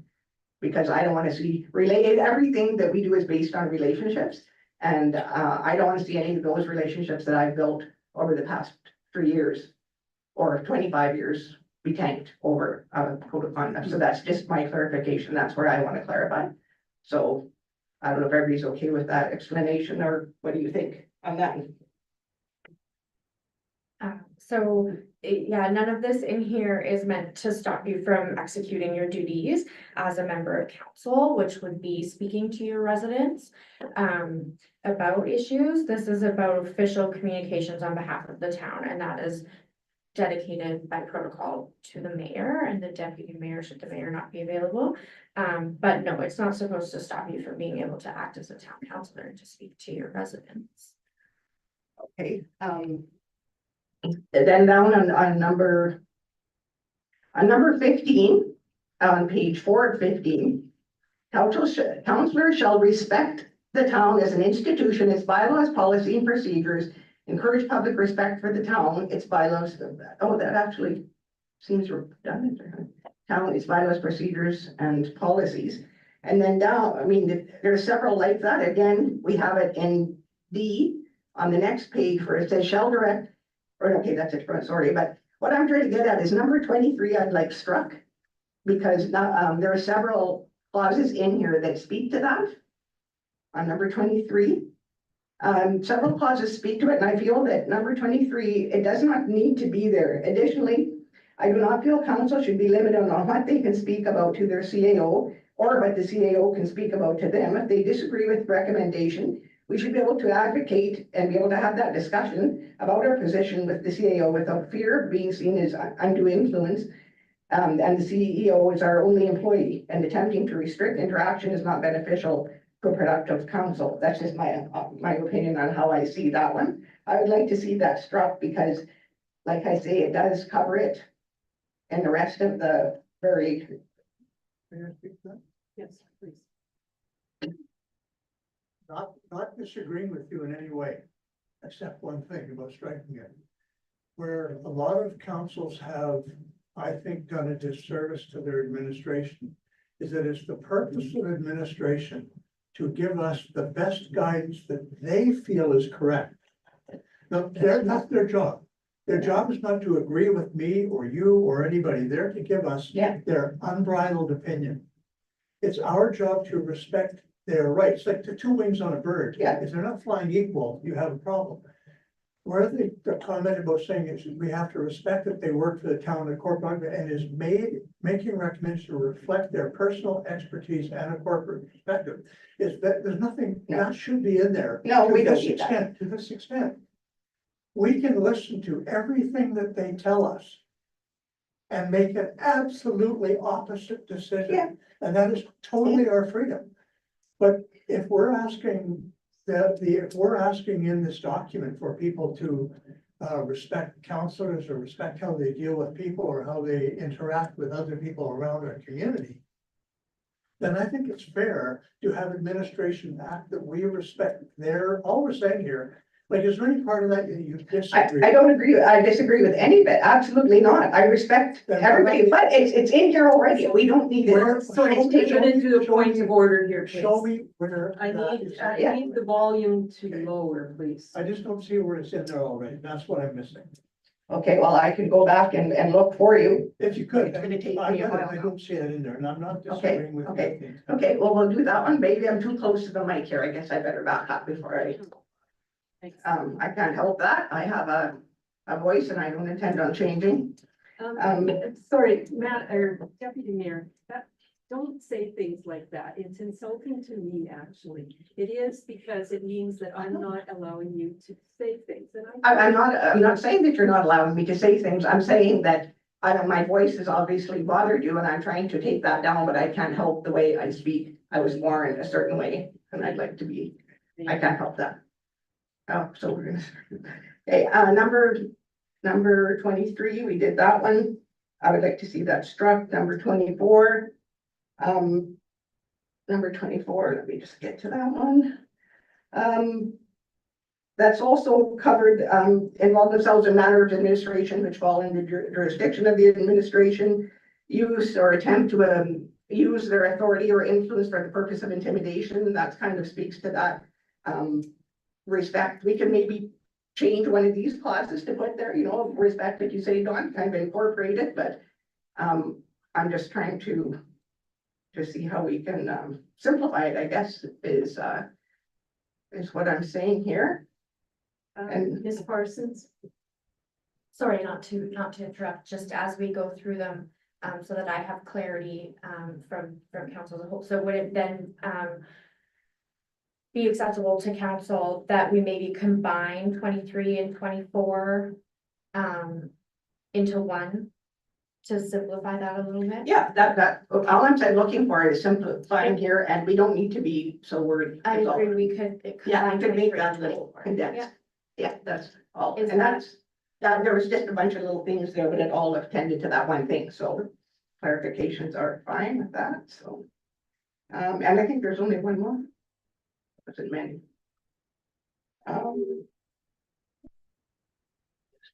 One more clarification, what was this one? Oh, what we talked about was that should we have the code of the alarm, that kind of came up in this one section here in the town facilities. So we are supposed to have a code to the alarm, just to clarify, but we have to have a code for our fob, like we gotta have a fob. But then if we come in after hours, I just wanted to kind of clarify that, I guess you need the alarm or else you're gonna have the fire people here or Where are you? Where are you? right on town facilities on page, sorry about that. Town facilities. Page, oh my goodness, that was just bad. Sorry, my computer's slow here. Maybe page 7, it's use of town assets and services. Yeah, that's it, yeah. Number 36. Yeah, that was just for clarification. So that's clarified, and then down on number 46, I also think the section on provisions for gifts and donations. We have no control. The only thing we have no control over who requests donations or silent auction items or door prizes or whatever. So, and in the 31 documents I looked at, not one person had a gifts and donations one in there. I think to simplify it, take it out. If you want to give something, give it. If you don't. Now we have a business retention specialist. That might not come up as much as it has in the past. Yeah, I don't feel like I did make one call on somebody that was out to see what they thought, and they kind of just laughed and said, well, we've never had anybody come up with a problem with people giving away money. So I don't know, I'm just gonna put my things out there to see what people think of them, but I think that one can go too. We don't need, I mean, anything we can make to simplify it, I agree with. And that's just my thoughts on it. One final thought. I have already actually sent this in. I would like to see one, I'm not sure where, I think Kayla would know where this would be best put.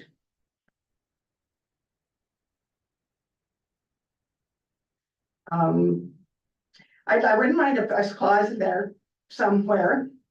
I sent one that I found from another jurisdiction. I can't remember where it was from now. I just took a screenshot of it.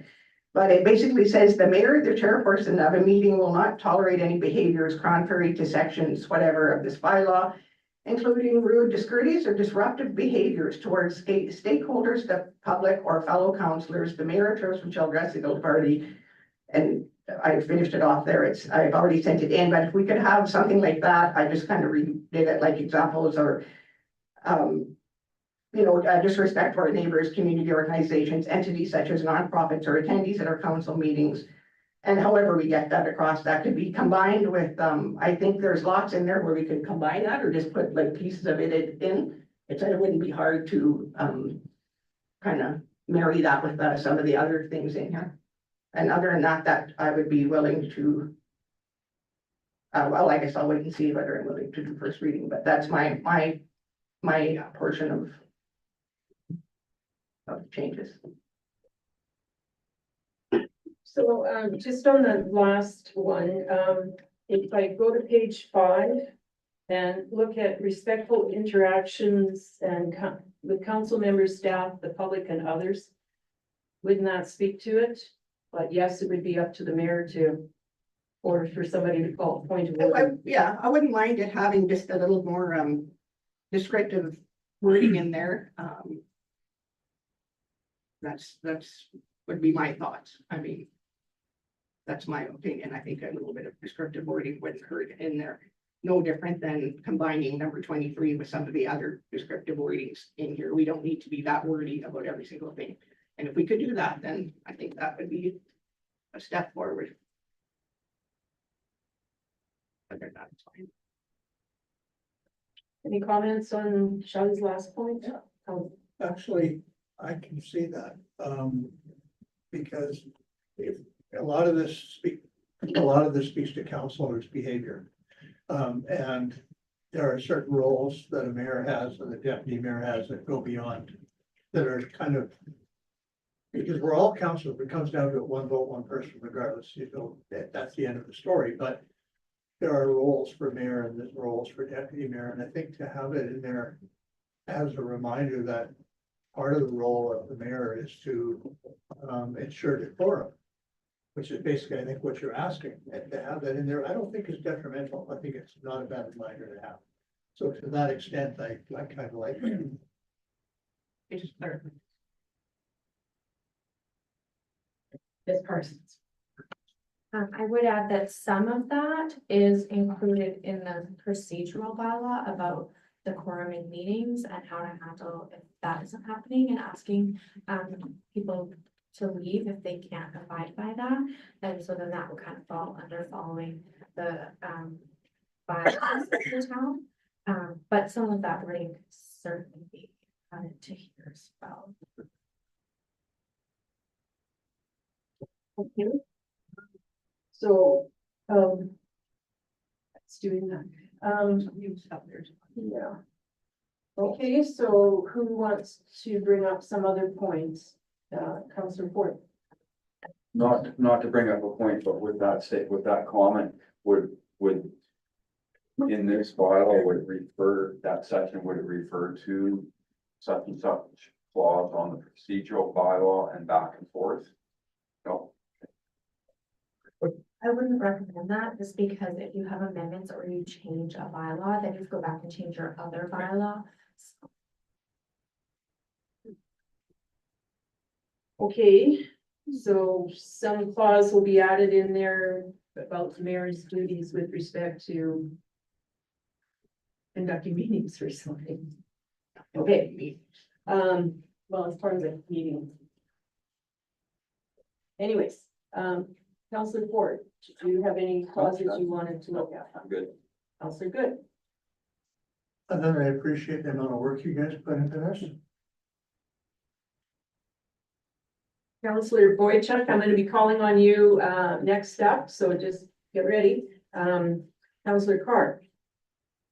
No, I thought it was pretty well written. I reviewed it today with Shelley and Councillor Shannon and no other than a couple small things. I thought it was very well written.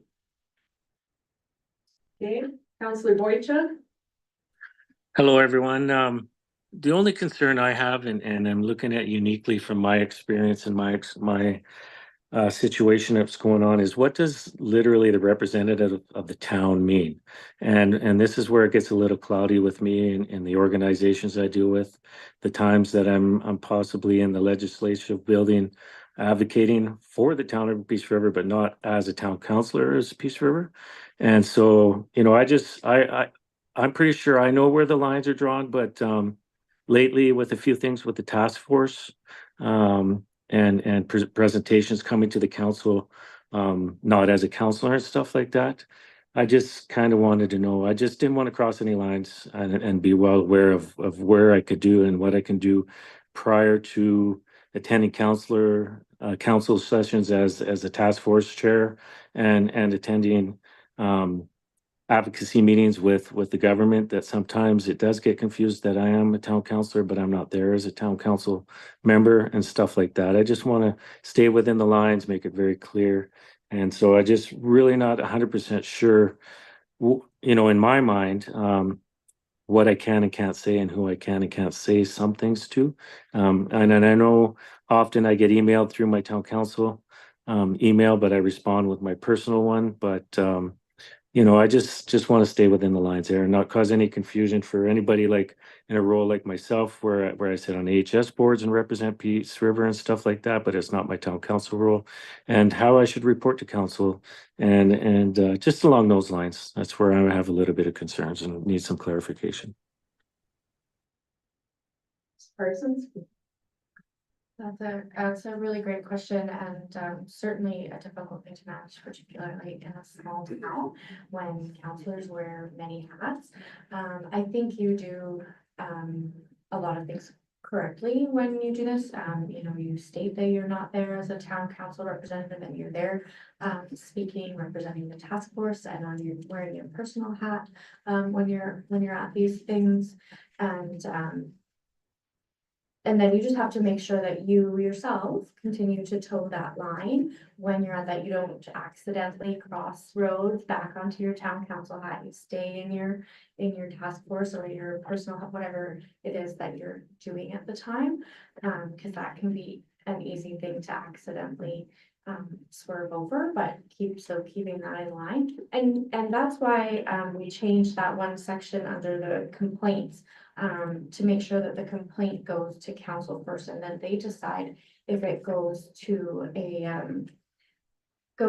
investigator next, because this is council's code of conduct bylaw, and council understands you know, what you guys are doing, what you're trying to do. So if, for example, Councillor Boyd, you know, council feels very confident that he is operating correctly and he is doing his very best to toe that line and not represent himself as a town councillor when he's out representing for other means, and he gets a code of conduct complaint against him because someone feels like he's crossed that line. Council can look at that and say, well, maybe we understand your concern. We are very confident that Councillor Boychuk has represented himself appropriately and has, you know, communicated with us about how he has done that. And so we're not going to address this code of conduct complaint. We're going to dismiss it because we are confident in that. And so that's why we made sure to make that change, because this council owns this and council knows best, right, on how they should operate and what their counselors are doing. They're the ones to hold each other accountable to that. And I think when just in talking about the emails, you can't help that someone contacts you on your council email about something, but that's the correct way. Respond back in with your personal email or the email that you're using to correspond about that and say, oh, sorry, please don't use this email, just use this one and let's continue talking. So I hope that helps to clear things up. Yes, it does. Thank you very much. Deputy Mayor? Just came up when you spoke to that. I will say that our section on complaints stands up very well to others, and it gives so many mechanisms in it to catch errors or anything like that. So the best part of this whole thing is that part was very well done. Okay, Councillor Scammahorn. Do you have anything to, okay, Councillor Carr? There was one, and you just mentioned it, if there's a complaint, there's a list of investigators, was that the term? Do we have a list of those? So that would be chosen at the time that the event took place, is that how it works? And who would you make a list of that from? Like who? Would that be random people or would that be? So it is something, we don't necessarily have to wait for a complaint to come in. We could kind of every once in a while kind of find what investigators are available and, you know, have maybe a preferred list. And if a complaint did come in, that's someone that we would have a list of ones we could reach out to, or at the meeting, you know, administration could gather a list and go for a quote. There's a few different ways that we could deal with it, and certainly would seek some feedback from some of my municipal counterparts on what kind of list they create and how. But there's different options available. Are they professional investigators or like they that's where you built the list from? Oh.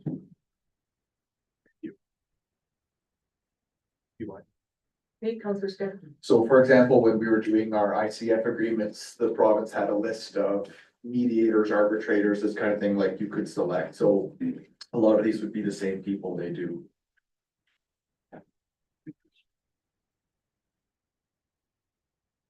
Okay, so everybody's had a chance to have their say on any changes.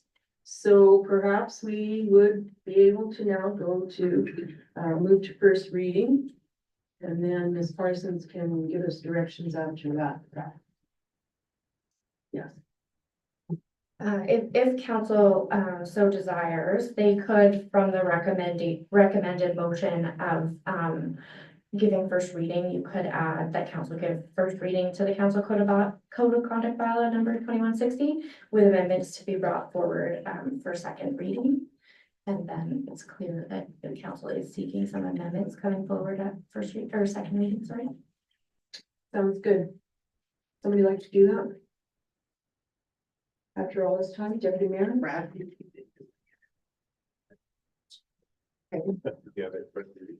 You go ahead, Brad. I'll move that council give first reading to bylaw number 2160, council code of conduct bylaw with amendments to be brought to the next. As soon as this can be.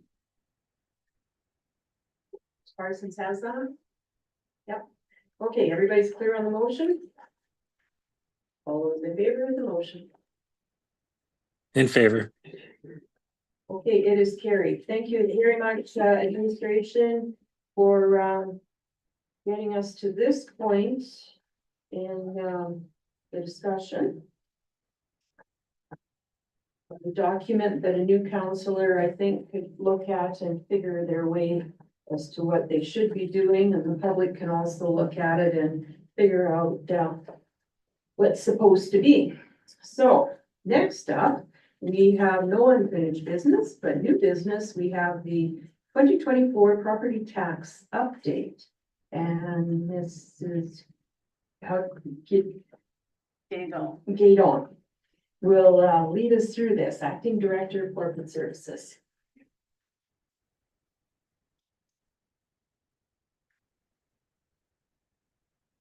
Good evening, Madam Mayor.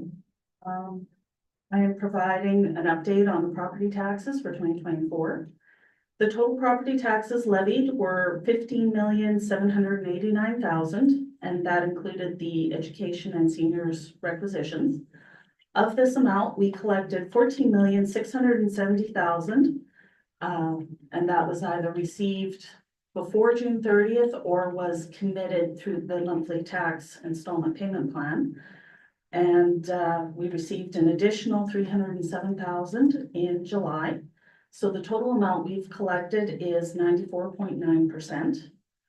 At the end of June, we had some adjustments to assessment amounts where the assessments were reduced and the property taxes were reduced accordingly by a total of $21,509.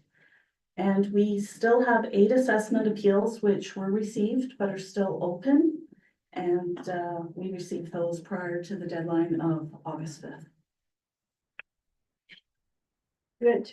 Is that, do you know if that's about the usual number of appeals? It seems a little higher than usual. But we've had a change in assessor as well, so it's Getting used to the system. yeah, maybe a little bit, yes. Okay, councillors, any questions of Ms. Guidon? Councillor Good. One question is kind of vague from the numbers, is that you're looking at roughly $800,000 that's not collected roughly. Am I correct in that? So that could be about a certain amount of that could be collected by the end of the year. Am I correct? And then we would have a better idea of the actual variance at the end of the year between the amount that we requisite, the amount that we expected to get and the amount we got. Am I correct in that? You are correct. The amount that we are owed for 2024 is actually a little higher than 800,000 because there were penalties applied on July 1st and August 1st, which haven't been included in this calculation, but you're absolutely correct that we expect to continue collecting taxes until the end of the year. Okay, thank you. Okay, any other questions? CAO Miller? Your worship, just for clarity, the impact that the new assessor would have on the amount of appeals would largely be just perhaps doesn't agree with it and wasn't so willing to just automatically make an adjustment. So the prior assessor would have calculated the assessments and submitted the calculation and all that part of the taxes. But the new assessor, they would have had a conversation with the new assessor, and the new assessor either felt that he wasn't just going to willingly or arbitrarily change the number, it would require an assessment appeal. And then they may come to satisfaction or an agreement before the appeal date, but I just wanted to make it clear that it's not really because of the new assessors, it's just the process change. So you're saying that sometimes there would have been a discussion rather than an appeal formal process? Correct. Usually it always starts with a conversation with the assessor, and it wouldn't be uncommon for the assessor to perhaps change value on the phone if it was a valid argument. Quite often, they'll have the conversation, the assessor will then go out to the property and have a visual to confirm the property owner's concerns, and then they may adjust it there at that time without a formal assessment appeal. Okay, thank you. Okay, would someone perhaps move that council accept the 2024 property tax update for information? Councillor Carr so moves. All those in favor of that motion? I'm in favor. It is carried. Thank you. Thank you, Ms. Guido. Okay, next up we have Tanya Bell, Director of Community Services, talking and updating us on the North End boat launch. Serious.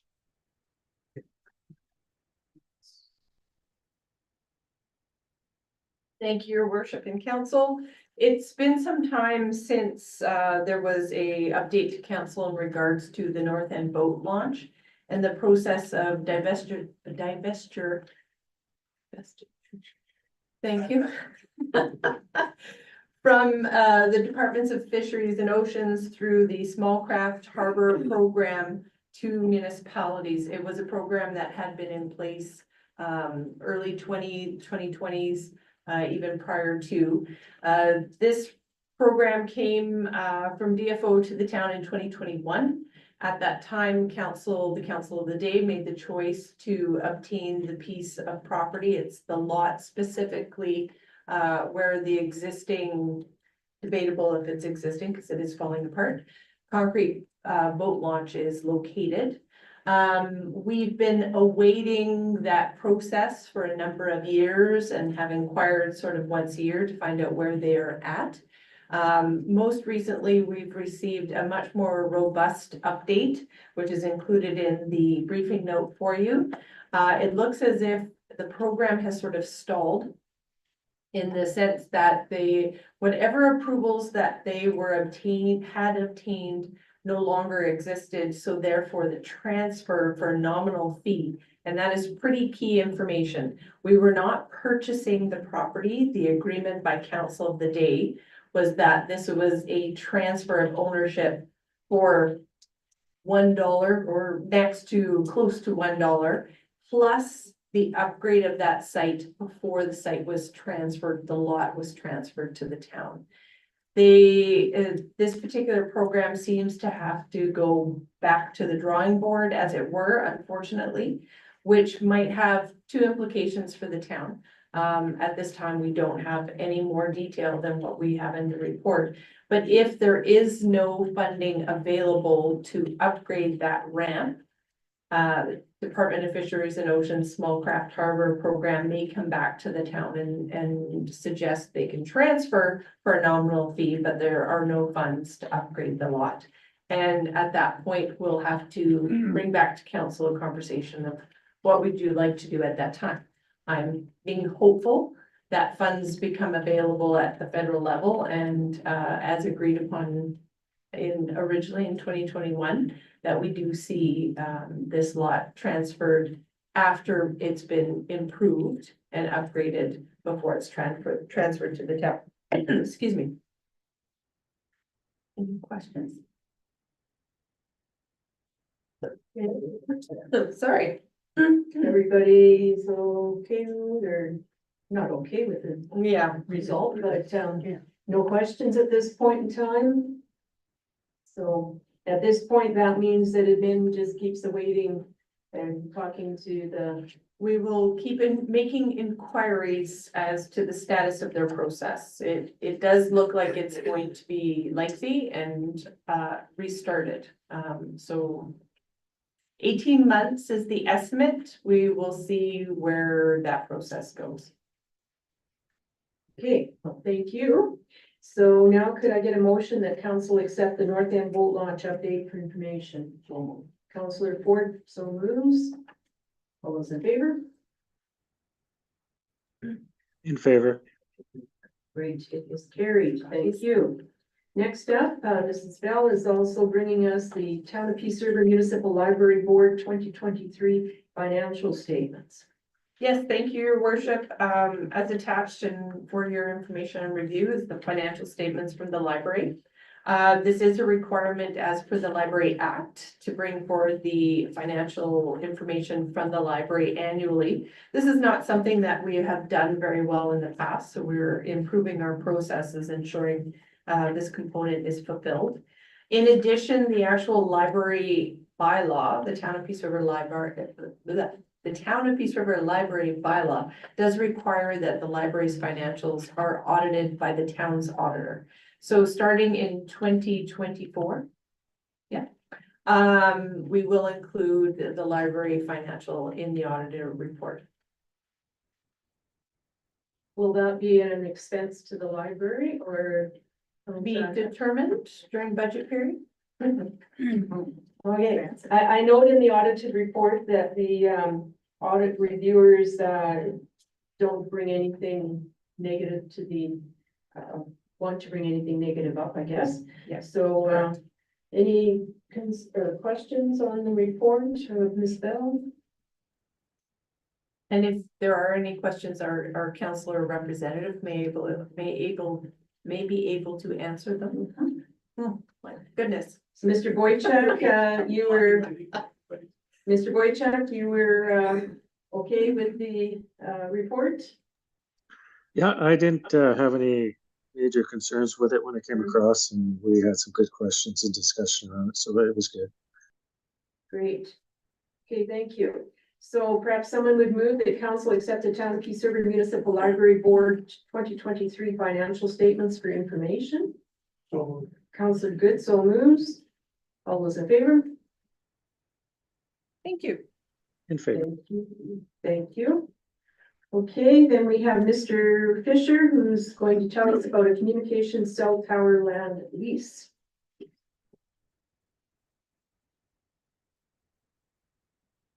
Good evening, your worship, good evening, council, long time no talk.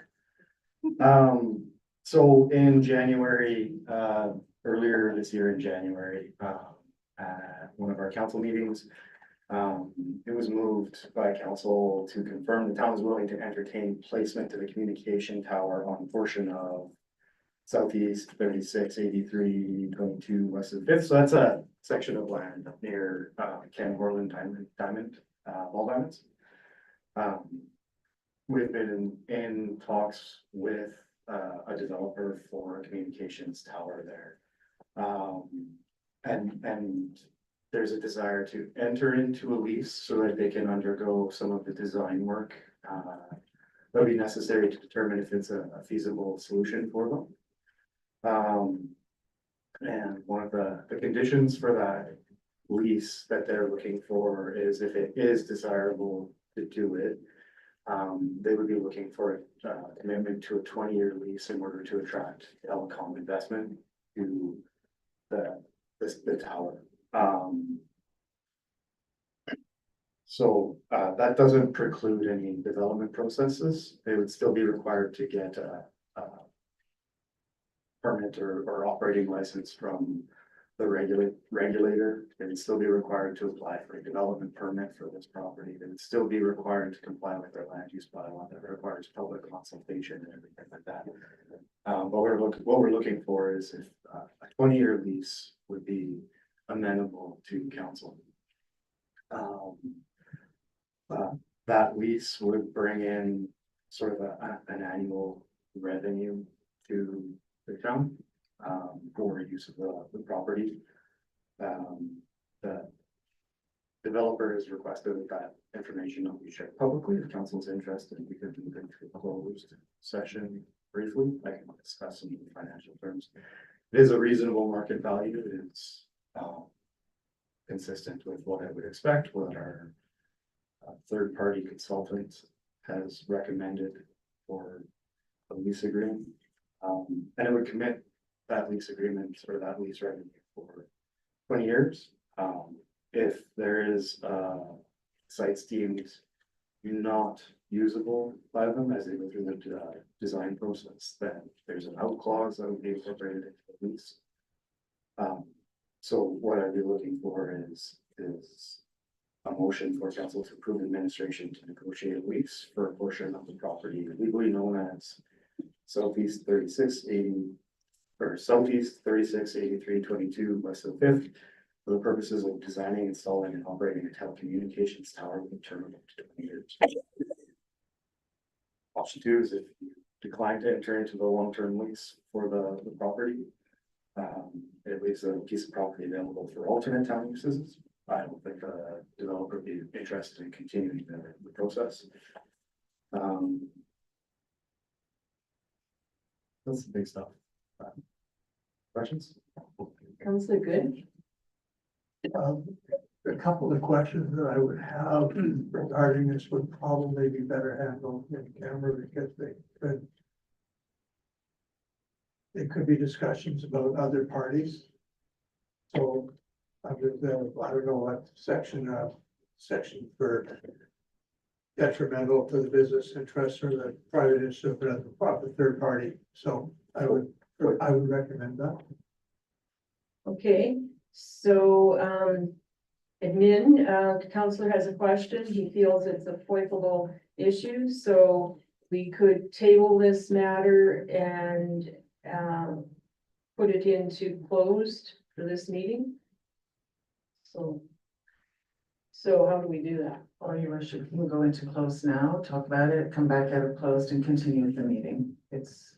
Should be quick. Okay, is there any virtual issue in doing that? Yeah, so we have to stop the rate, right, for one part. I'll make the motion to go into. Well, just hold, please. They might be waiting a second. Is it easier to wait until we go into close for other stuff? Easier, yes. Just because we would have to turn off the stream to keep Mark. Mhm. Okay, so Counselor Good, perhaps you could table this to closed under Voight. They'll give you the. So moved. In the RFD of, subject to void section 16, disclosure harmful to business interest of a third party, and 25, disclosure harmful to economic and other interests of the public body. Okay, Counselor Good has so moved that. Any questions? Clear on the motion? And actually, he's, when you table it, do we have to vote on the tabling? I think it's just done, isn't it? Pick it back up on the table later. Yeah, If you don't, yeah. it dies. Okay, so Counselor Good has tabled this under point, so on and so on, to close, and we'll pick it up later. Okay, thank you. Appreciate it. Mr. Fisher, are you leaving right now? How about you're talking about divesting of town property for public utility lots? Worship, this one might also just end up tabled. I wanted to have the discussion in public.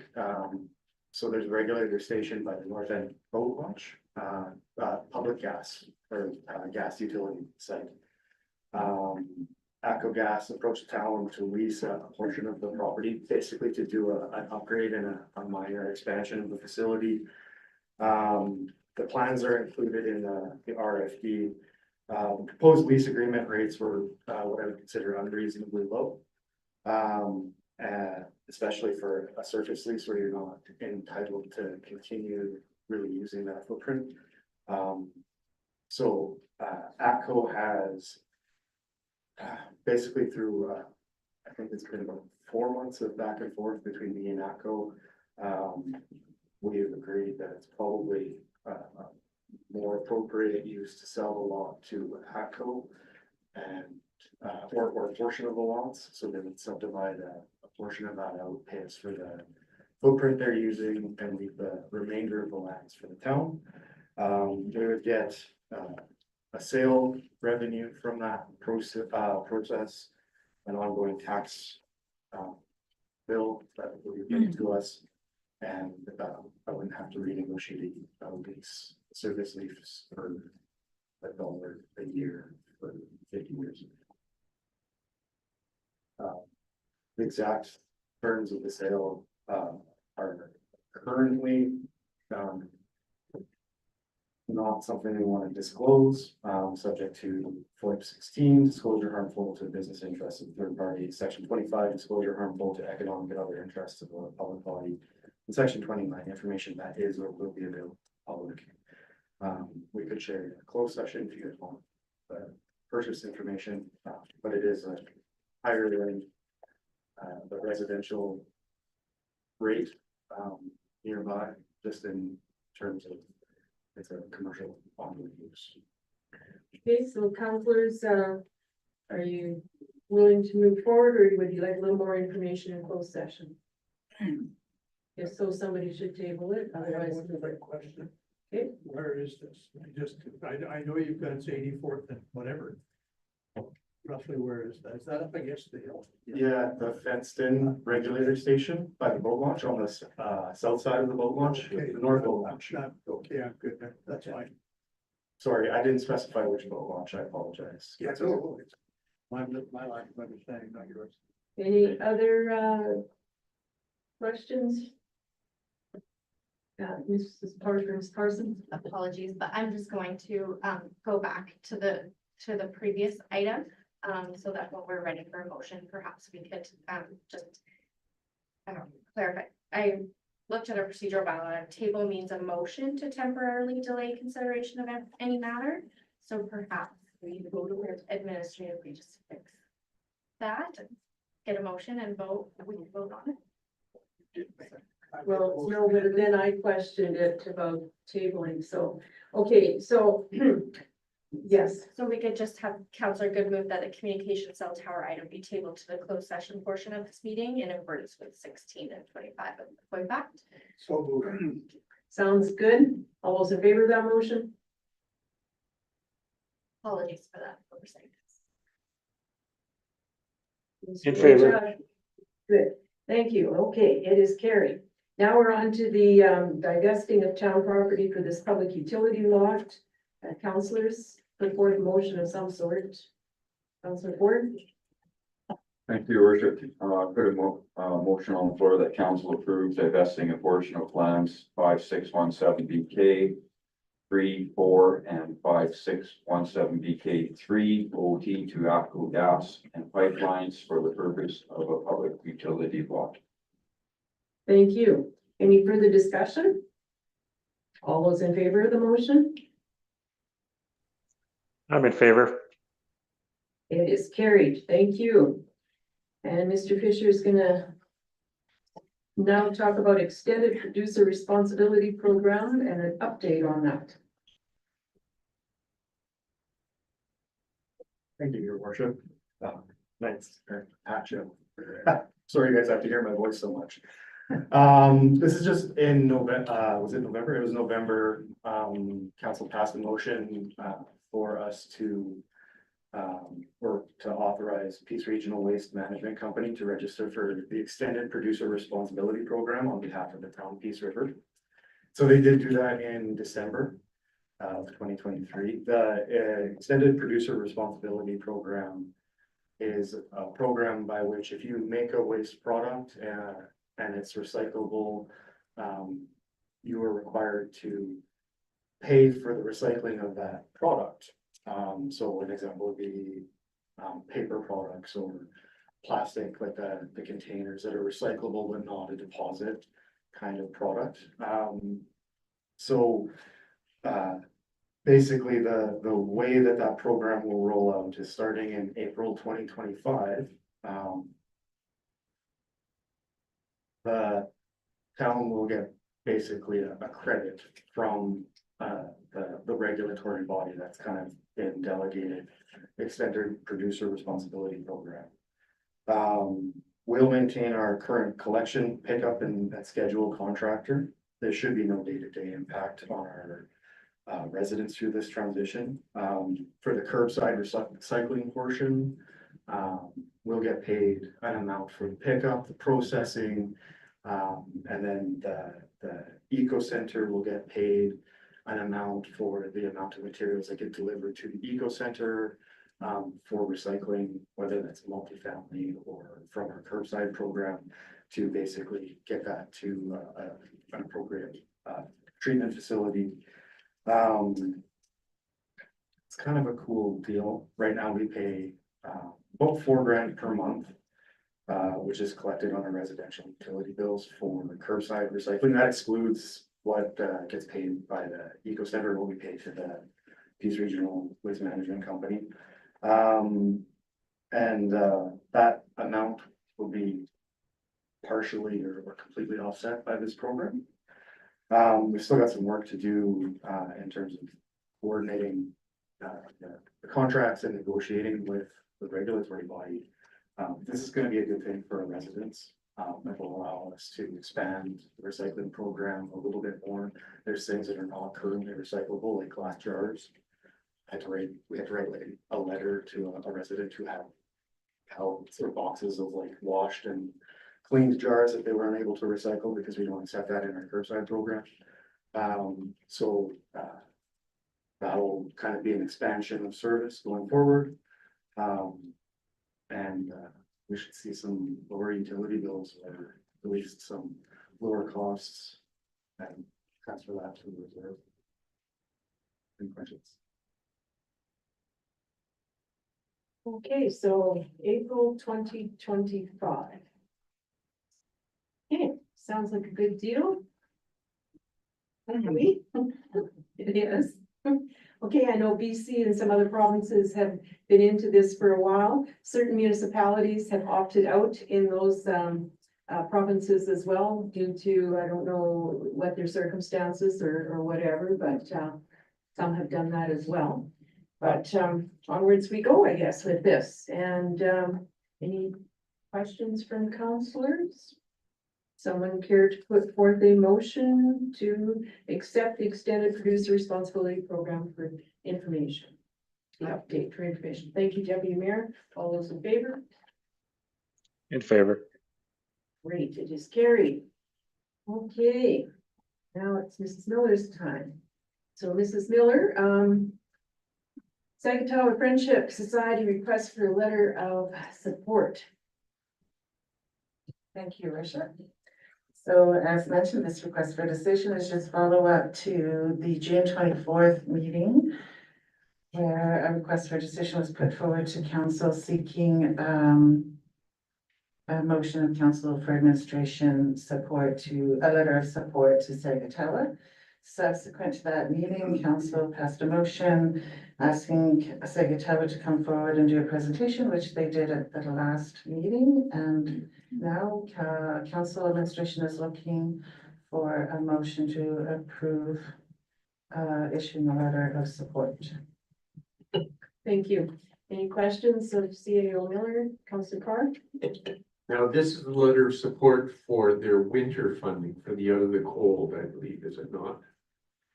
Correct. As far as I understand, yes.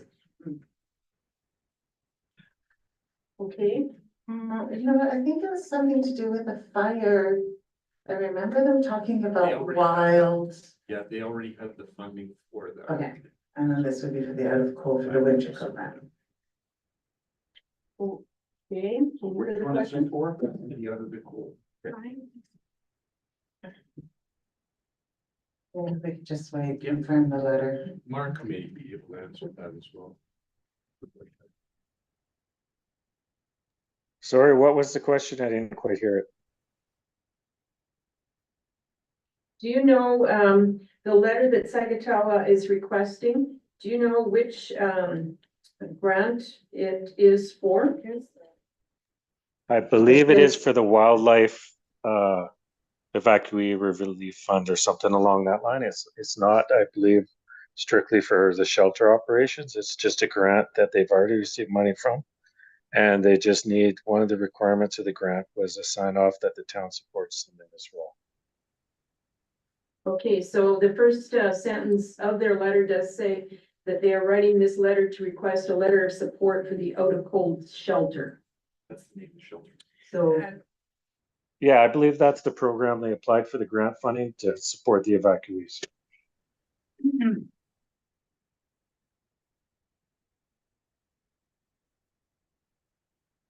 so, admin, anything further? I know, I was just reading further in the letter, your worship, it did say,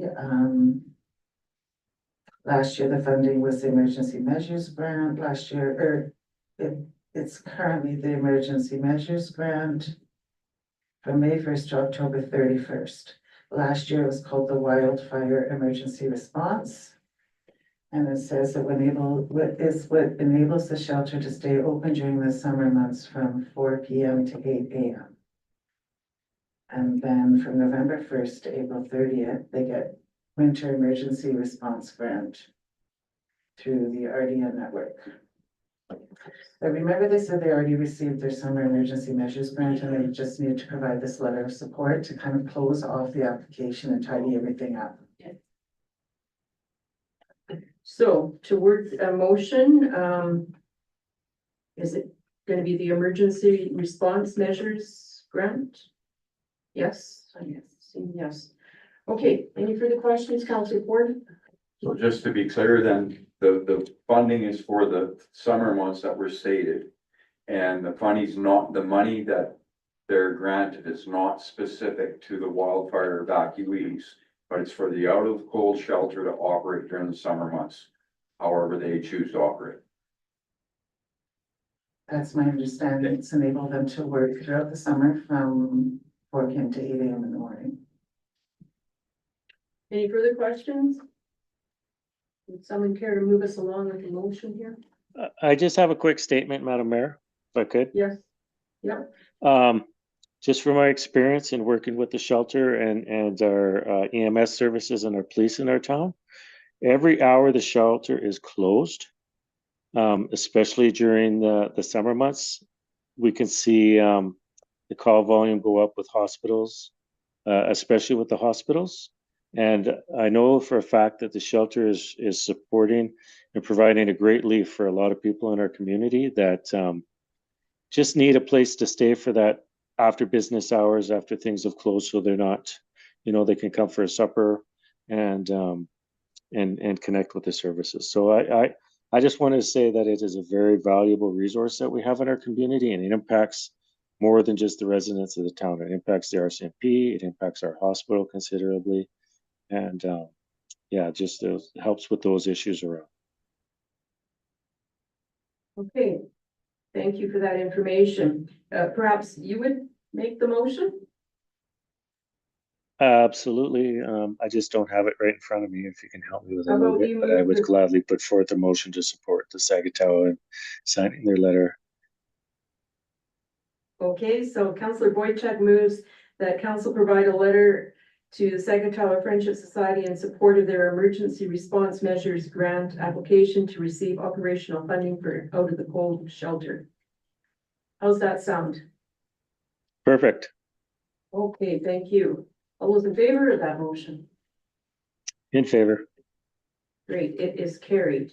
Thank you. No, because everybody's in favor. Oh. Oh. No? I didn't vote. Oh, God, you guys. Okay. Still gonna pass. How many are opposed? Go ahead. Scary.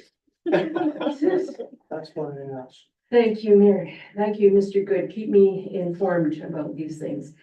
Okay, next up, Mrs. Miller is gonna talk about the ATCO LED conversion program, an update.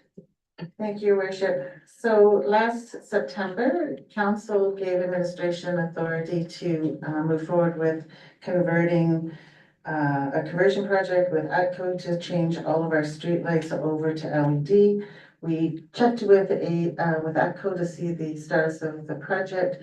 So far, most of the lights that have been switched out have been simply a result of having to replace the pole or the light or whatever.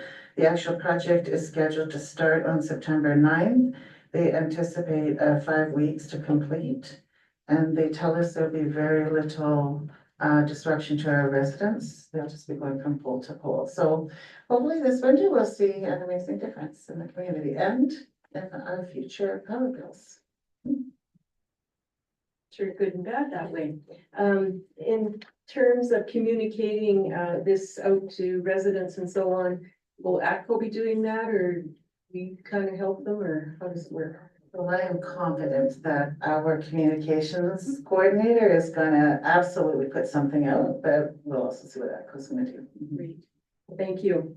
Any questions on this update? Would someone care to move that council accept the ATCO LED conversion program update for information? Councillor Good has raised his hand, so moving. All those in favor? Oh, it's still there. In favor. Sorry, it just takes me a long time to switch from Yeah, the minutes good. to the voting, the volume. I'll say that's what detracted me last time. Thank you, Mr. Boychuk. All those opposed? It is carried. Thank you. Thank you, Mrs. Miller. Next up, a meeting with the, new town hall announcement media analysis, Mrs. Miller. Thank you again. So this is some great news I wanted to share with council on July 31st. We published the great news about moving to a new town hall building through a media release on social media, websites, and our journalist contacts following the announcement. Our communications team, they tracked the reception from the public and the media. They, in the attached, showed a bit of a report on some of the different comments that were made and observed. The public sentiment was strongly positive. It was praised as a great move for the town, especially in light of the alternative financial decisions. There were a few critical comments, some technical questions, very little pushback. Our comms guy answered what he could. All the media said was positive. Mayor Manzer spoke to the media who did contact her on questions. So as I mentioned, the attached graphics for consideration just show some of the responses that we received, and I would just want to give great credit to our communications team because they did an excellent job in predicting the questions that may come forward and trying to answer the questions in advance, and so I wanted to share that with you. Great, I think I had 3 media people contact me to talk about it. So thank you, yes, communications, it was great. Any further comments on this one? Councillor Ford? No, I haven't heard any negativity on it myself, but I did ask CAO Miller a question in regards to the renovation process and our possibly having local contractors do the work, or how the bid process works to do that. So CAO Miller, are you able to share that information with council and the public so that they're aware? Sure. So when we do go out for anything related to this job, we will be following our purchasing policy, which is available online for anybody who wants to review that. So we are required, in particular, anything over 75,000, we must post on Alberta Purchasing Connection. So I believe most of our contractors are local in town. We also post on our website when we advertise for any bid opportunities. And we'll have a specific page for ongoing information on the building as it progresses. So we'll certainly make comment in that page as well for any bid opportunities that come forward related to the project. Thank you. Any other questions on the update? The actual process for renovations, you're not just gonna go and say, I need a door there. So how will it happen? So currently, I've asked each of the team, different functional departments, to think about what it is that they must have and also the wish list of what you'd like to have. Similarly, the question will be brought forward for council's area. Then I will be engaging an architect to figure out the traffic flow. So I imagine by mid-September, we'll be able to bring something of a bit of a timeline forward on the first few stages of the project to council, to give you some idea. Great, thank you. Any further questions? Okay, would someone be prepared to make a motion that council accept the new town hall media analysis for information? Who hasn't made a motion? Oh, Councillor Ford moves that. Okay, we're clear on the motion. All of those opposed? All of those in favor? I am in favor. Thank you. Okay, we now have question of meeting with the Minister of Affordability and Utilities during the 2024 Alberta Municipalities Conference. Mrs. Miller, brought by Councillor Carr. Thank you, Worship. So I am bringing this forward on behalf of Councillor Carr. He has asked administration to contact the Minister of Affordability and Utilities, Honorable Minister Nathan Neudorf, requesting a meeting during the Alberta Munis Conference this September. And so it is being brought forward for council's consideration. I guess they usually ask for 3 topics, right? What would our 3 topics be?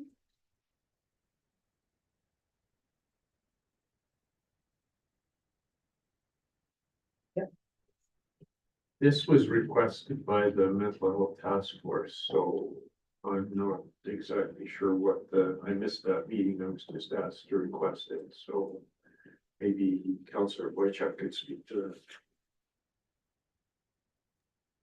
I think it was the previous minister that we wanted to meet with Councillor Carr on that, I believe Madam Mayor met with last week. Yeah, we met with Minister Newdorf last week. He suddenly called all municipalities around here, I think more or less, and asked if they wanted to come to a meeting with him.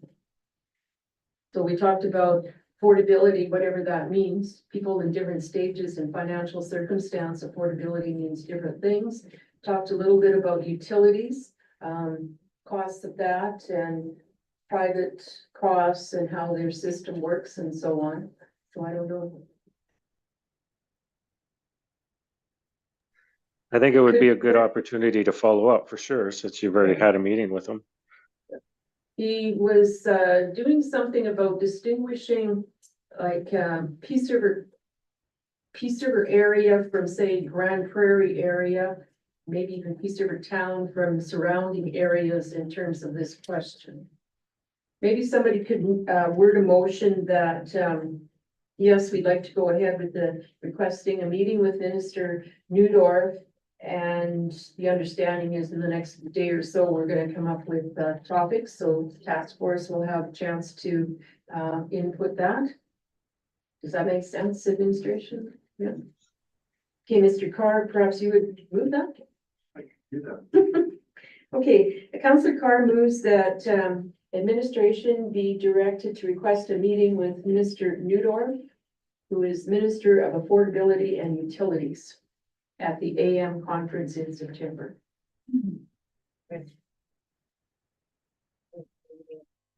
With topics to be provided to administration by the end of this week. Yes, August at 16th. the latest, yes. So Councillor Boychuk will maybe format some of those questions. That would be great. Yeah, I can do that. We're not having our next task force meeting until the following week after, I believe. So I could send an email out and I could get some good questions back for you guys. Okay, great. Everybody understands the motion? All those in favor of the motion? In favor. It is carried. I looked around, nobody was opposed. Okay, next up, we have reports, and I'm thinking that after reports, we will have a little bit of a break before we go into closed. So first report, we're looking at the quarterly reports for the various departments. We have CAO Miller with the CAO and Legislative Services Department report. So if you would like to highlight a few things, I think council has had an opportunity to review the report. Thank you, Your Worship. So just touch back, looking back, I would like to reiterate again, union negotiations have been settled for 4 years, so we won't be going into discussions again until 2026, the end of 2026. Recruitment, as it's highlighted there, extensive effort was spent on the search for a director of protective services. Leaders International has provided potential candidates for consideration. And I wanted to reiterate, establishing a new protective services department, assuming the responsibilities of the Director of Emergency Management, developing emergency management readiness and response, reestablishing a CPO program. All of those things have me seeking very specific education and technical skills. So like the saying, good food takes time to prepare. Finding the right skill set, organizational and community fit for this position has taken time. But to ensure success for the initiative, but perseverance results in success. More on that later. Business retention specialist was also recruited. I participated in the final selection. Our new retention specialist has now joined us.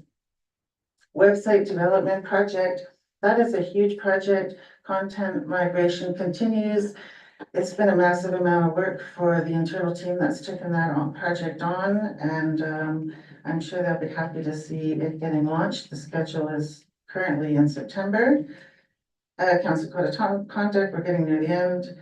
Council Procedure Bylaw will start shortly thereafter. Community update, we are working on that. Our communications has taken on that project, and then the CAO mandate letter was completed last quarter.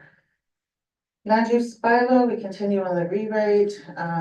We did provide a second education session for council to become familiar with development in our bylaw processes.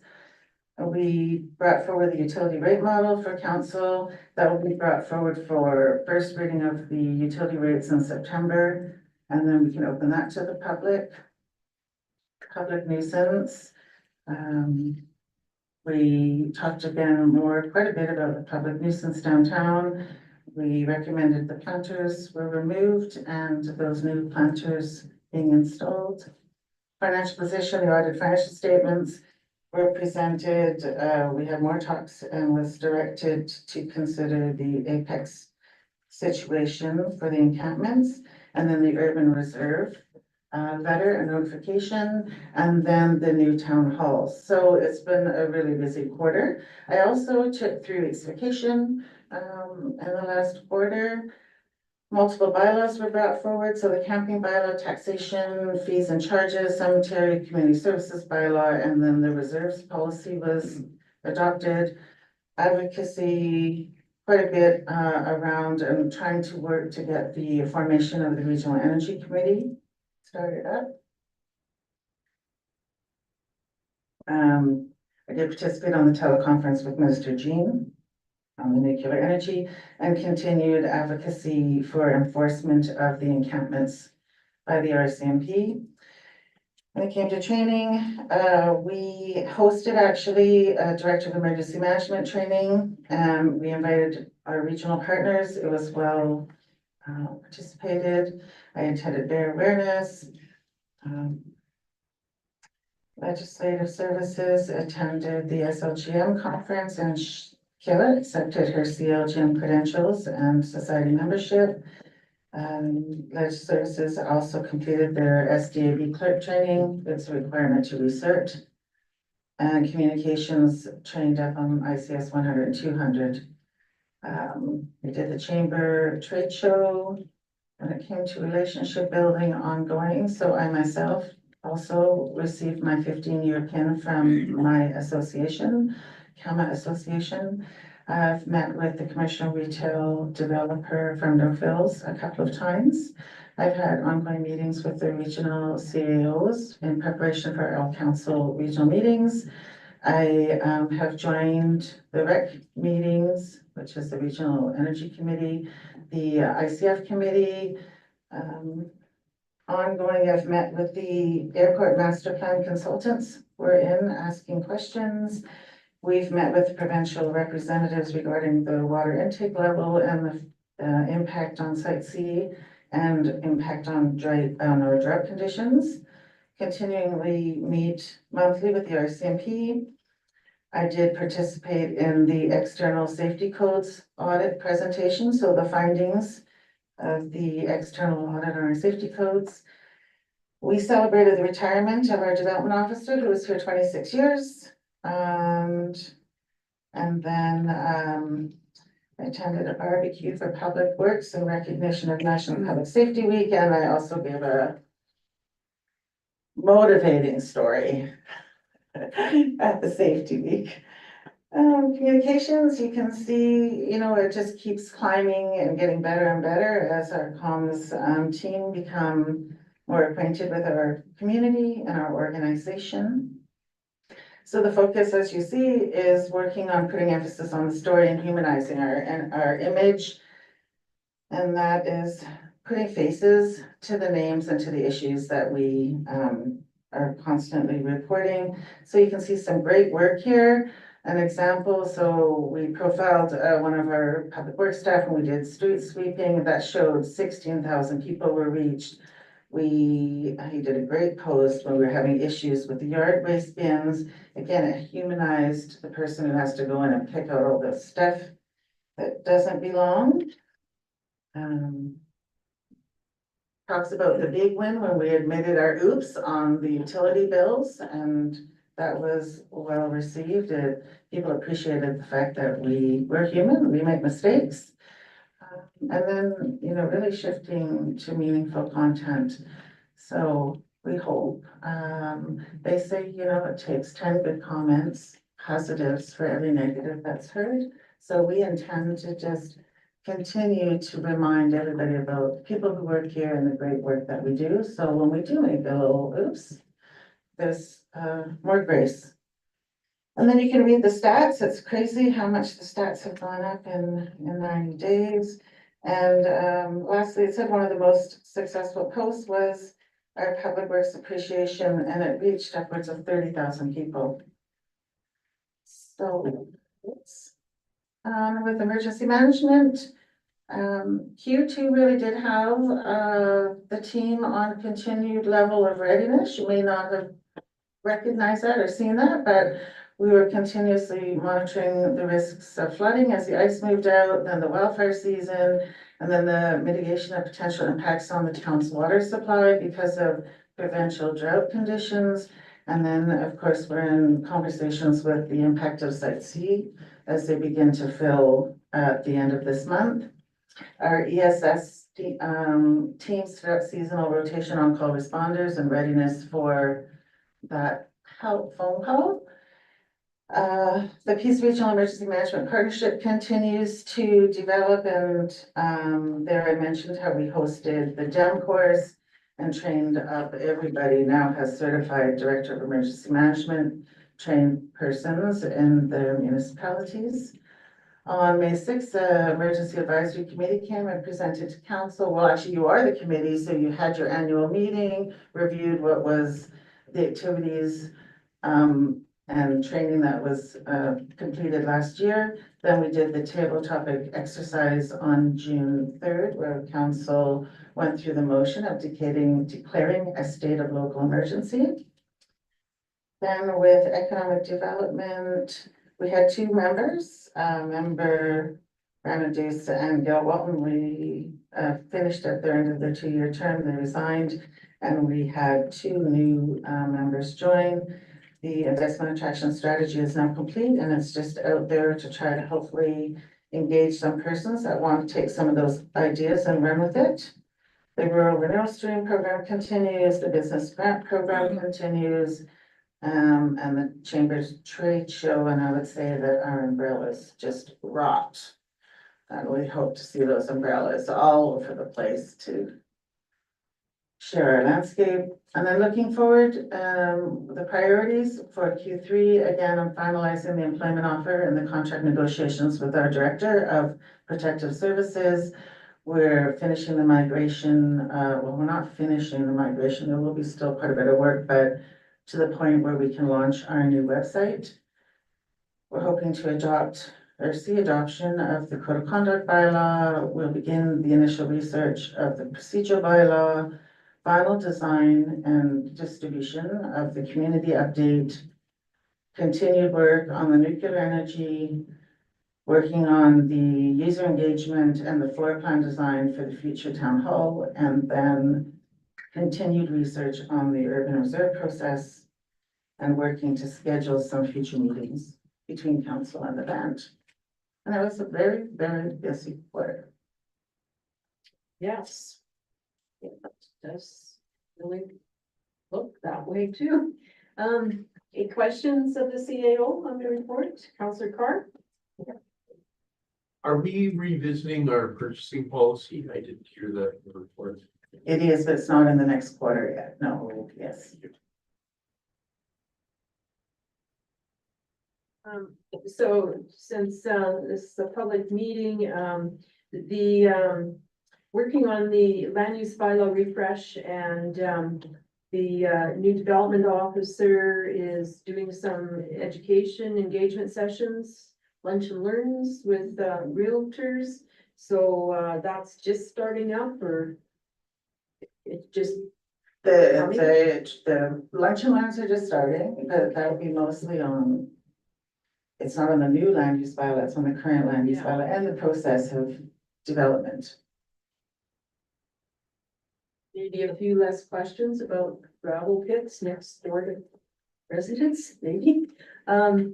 Okay, and is she doing, other lunch and learns, like the realtors or this group? Is there another group, or that's kind of it for now? Well, we did, our development team, they presented at the Chamber of Commerce previously. We're doing 2 sessions with realtors. I'm not sure what else will be planned over the winter. We'll be having public engagement definitely on the new land use bylaw rewrite. And then, our intention is in the spring to be having, some presence, say, at the arena, for example, saying planning to develop a fence or gonna be building a garage this spring in advance to hope to engage people in the late or early spring while they're thinking about it, to make them realize you need a development permit, you need a building permit, and to educate that way, hopefully in advance of people getting out their tools to build. Great. Any other questions, discussion? Well, thank you for the report, and I guess keep busy. It's supposed to be refreshing. So thank you though for all your work with your department and staff. And then we're going to go on to community services, second quarter report with Director Bell. Thank you, Your Worship. One item I would like to point out, only because I was out and about this afternoon with our new Parks Lead position. Our new position is being filled by Amanda, and I'm not going to pronounce her last name because I will not do it proper justice. You'll have seen her possibly already. She's been in the North End, working from the existing bridge going north along the trail. And she's also starting to inventory our trees, and she's up to 200 just for the North End. So she's doing caliper of the tree, species, potential age, condition. So she's already doing great things in 2.5 weeks, I think, maybe 3 weeks. So she's out on the ground making a difference. Other than that great new initiative that's seeing activity, you know, about the hot tub, I don't need to put any further salt in that one. And we just have a lot of activities and events that you'll see upcoming in the next quarterly report, because a lot of our summer events, the concerts in the Park Canada Day, are in the next quarterly report. Anyone has any questions on anything else? I know it's sort of a subcontract sort of thing, but Family Resources Network, it says they've got a contract for an additional 2 years beginning April 24. What provincial department are they under? Oh, Because I think we should, you know, anytime we can top it up with that particular department. That's a great question, and I know they've changed ministry titles again, so I can't give you a very accurate response. It was previously Children's Services, whatever they're called now, but it went elsewhere. Maybe, just let us know, because absolutely. Their work is very important to a lot of families, and it's just great work. It is. And regional work too, which we sort of forget to mention. Also. They have quite an extensive region that they cover, so almost too much. Yeah. And actually, their manager attended the affordability session with Minister Neudorf and had some quite insightful comments at that meeting, so I thought that was great. I noticed that the Baytex activities for kids during the day seems to be well populated and very exciting for them. Yeah, our summer programs are very busy. Some of our drop-in programs are very busy. Basketball is exploding. And including a men or a basketball league in Grimshaw. So even with that development out at the multiplex, our local grant is like massive too. That's great to hear. It's one other thing. Okay, you mentioned tree maintenance. So 200 trees in the north end, sort of. That would include the park and, Yeah, all of town-owned green space parks, yes. so on the dike, if a tree's been planted, that would be in this. Correct. Not the riverside per se. Yeah, the other. Yeah, that's correct. No, I did see a young, staff person with this long-handled, That would be. saw, I guess. So, So she's doing some pruning right now is what she's Okay. doing. Yeah. well, that's a great addition and. Yeah. Very active already. Okay, councilors, any other questions? No? Thank you, Mrs. Bell, and thank your department for all their activities.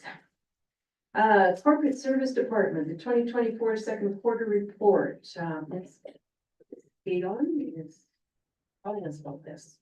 Okay, well, the fire department had a busy second quarter. They were monitoring the ice breakup during the month of April. Month of May, they responded to a major structure fire. And thanks to their hard work and the work of our neighboring partners who showed up, it didn't spread further than what it going into the third quarter, they're planning for the Regional Northern Heat Training Conference, which we will be hosting for us and our regional partners. System administration, in a nutshell, security. Firewall, VPN, monitoring the health of our system, and in the third quarter, they're going to be rolling out multi-factor authentication. So they're doing what they can to keep us secure from a network and systems perspective. Employee services, they held the first annual Health and Safety Week. They offered a number of courses. Personally, I attended the Wemyss one. There were a few others that I wanted to attend, just couldn't find the time for it, but I'm hoping that some of them will be offered in future Health and Safety Weeks so I can get them all under my belt. Employee services was also involved in finalizing the collective bargaining with the union. Looking ahead, they're going to be working on directives and making sure that those are all updated. And we have a new payroll and benefits administrator who is currently being trained as we look forward to, well, not look forward to, but celebrate the retirement of our previous payroll and benefits administrator who's been here for 15 years. We wish her well in her future endeavors, or we will be next quarter. Financial services and records management. We completed the year-end audit on schedule, which seems like a lifetime ago. We also prepared and sent out the tax notices in May. And records, they've been very busy trying to review the backlog of our records in central filing, and they've been working with the various departments to try and help them determine what records need to be retained, which records need to be put forward for destruction, so that we can keep our records organized and where we can find information that we need when we need it. So on that point, some records you still need to keep paper copies of? There are some documents that we do need to keep paper copies of. I'm not as well apprised of those as what a records management person is, but I do know that there are some things that we need to keep the hard copies of. Okay, any questions of corporate services department? The money people. Okay, well, thank you for that, and I see that you're now going to get into details with the variance report. Okay, second quarter variance report summary. Our revenues, our taxation revenues, we report those monthly. And as such, they are trending very close to budget. Fire protection revenues are higher than what were budgeted, and that is due to their increased activity. Expenses, again, fire protection has slightly higher expenses. Casual wages and supplies, they've had a few more call-outs than what they anticipated. Bylaw is significantly under budget, but I anticipate that as the Apex costs and we've got the temporary bylaw officer, so they'll start to trend to budget. Public Works is currently under budget, but we anticipate that with their summer projects that the contracted services and supplies will normalize over the summer. Recreation overall is currently under budget, but there are a number of programs and items that are planned for the summer and maintenance in the fall that will then bring them closer to what we expect or what we expected in the budget. And water and wastewater revenues are in line with budget. Expenses are trending under budget. But there again, they've got some significant maintenance projects that they are planning for the fall months. Great. Sounds like more or less good news. So, I always look at the provincial guilt line and keep trying to make sense of that. So this is grants in lieu of taxes, I guess. So I also listened to the mayor of Edmonton explain Edmonton's situation with respect to this, and theirs is millions of dollars a year. And I think ours, what I understand, is about 125,000 that we don't collect, but we, if you tax that building normally, it would be collected. So the citizens in Peace River are helping the provincial government in that way as well, I guess. That is correct. I will also say that the federal properties, we actually get dollar for dollar a grant as to what the property taxes were. So with the RCMP station, if the property has $20,000, we get grants in lieu of 20,000. It's only the provincial buildings where we get half. That's something we can keep talking to ministers about. Anyways, any questions, councillors? Well, I like the detail in the report, so thank you very much for that. And thank you for all your hard work in your department too, as you get people organized. And I guess new person coming on when the other one retires. So it's always a big deal actually to train somebody in the workings of whatever your organization is, to acclimatize them and make them feel that they can know what they're doing. Yeah, so thank you. Now we have Mr. Fisher, who's going to tell us about infrastructure and development department.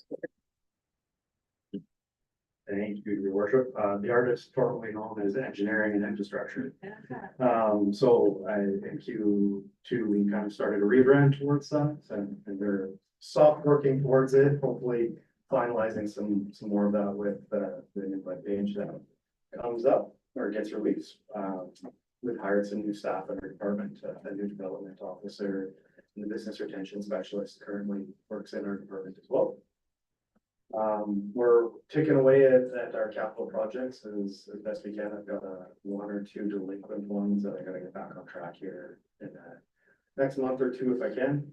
But I don't know if you guys have noticed that it's paving kind of going on. I think it's really exciting. So we finished up last year's overlay really early on in the season. We're working on finishing up this year's overlay by the end of August is sort of our contracted deadline, and I hope that they meet it. They're tracking pretty close. We did some work on the West Trail over by the old Shaftesbury Trail there. So most of the trail was installed. I think we're still waiting on delivery of some lighted signage to finish that up right now. Yeah, NIR 2022, our contractor is kind of, they were starting in Q2 but they're listed as they should finish in Q3. Finished up pretty much last week or the week before. And our 2023 and work in progress. They're kind of wrapping it up. It should be substantially complete here right away. So getting lots done, still delaying delays on our staff, and still working with the consultant to try and get the package out. Get it out to the street to the contractors. Getting a little self. That was on which one? 101st Street. Thank The you. erosion and the storm sewer. We've got some development permit statistics here. So year to date, we've issued 30 development permits. There was a bit of a lull there in July and August. It's some kind of rounds around the community and found some activity going on with the permits. So we thought the contractors there and getting them back in track. I decided that rather than include some money stuff, I figured I would include some statistics here in terms of timelines for approvals. So the average time to issue a development permit from the time we deem it complete until it's issued is 1.4 days. So if you've got all your information, we're really quick. The average time from submission for all of our permits here to date is 7.2 days. That's pretty good, right? If you say, oh, well, you need about a week to get all your information, and you need it until you complete, and then we're issuing all of our permits on average in a week. That's a pretty good timeline. There are a couple permits worth noting. The longer ones that are in our stats, I think there were 3, maybe 4. They required the MPC review, so they were looking for a variance. Those ones obviously took a little bit longer time to get to approval. I think those ones are on average in over 20 days. There was one application in June that is still outstanding. They're still working on providing administration updated information and getting to deemed complete. By rights, we should have just said, nope, it's not deemed complete, and made them reapply. So we're working with them to get that. I've excluded that number from these stats, but that's where that's at, is they have given us enough information to render a decision. We've had 24 building permit applications. Well, impact here.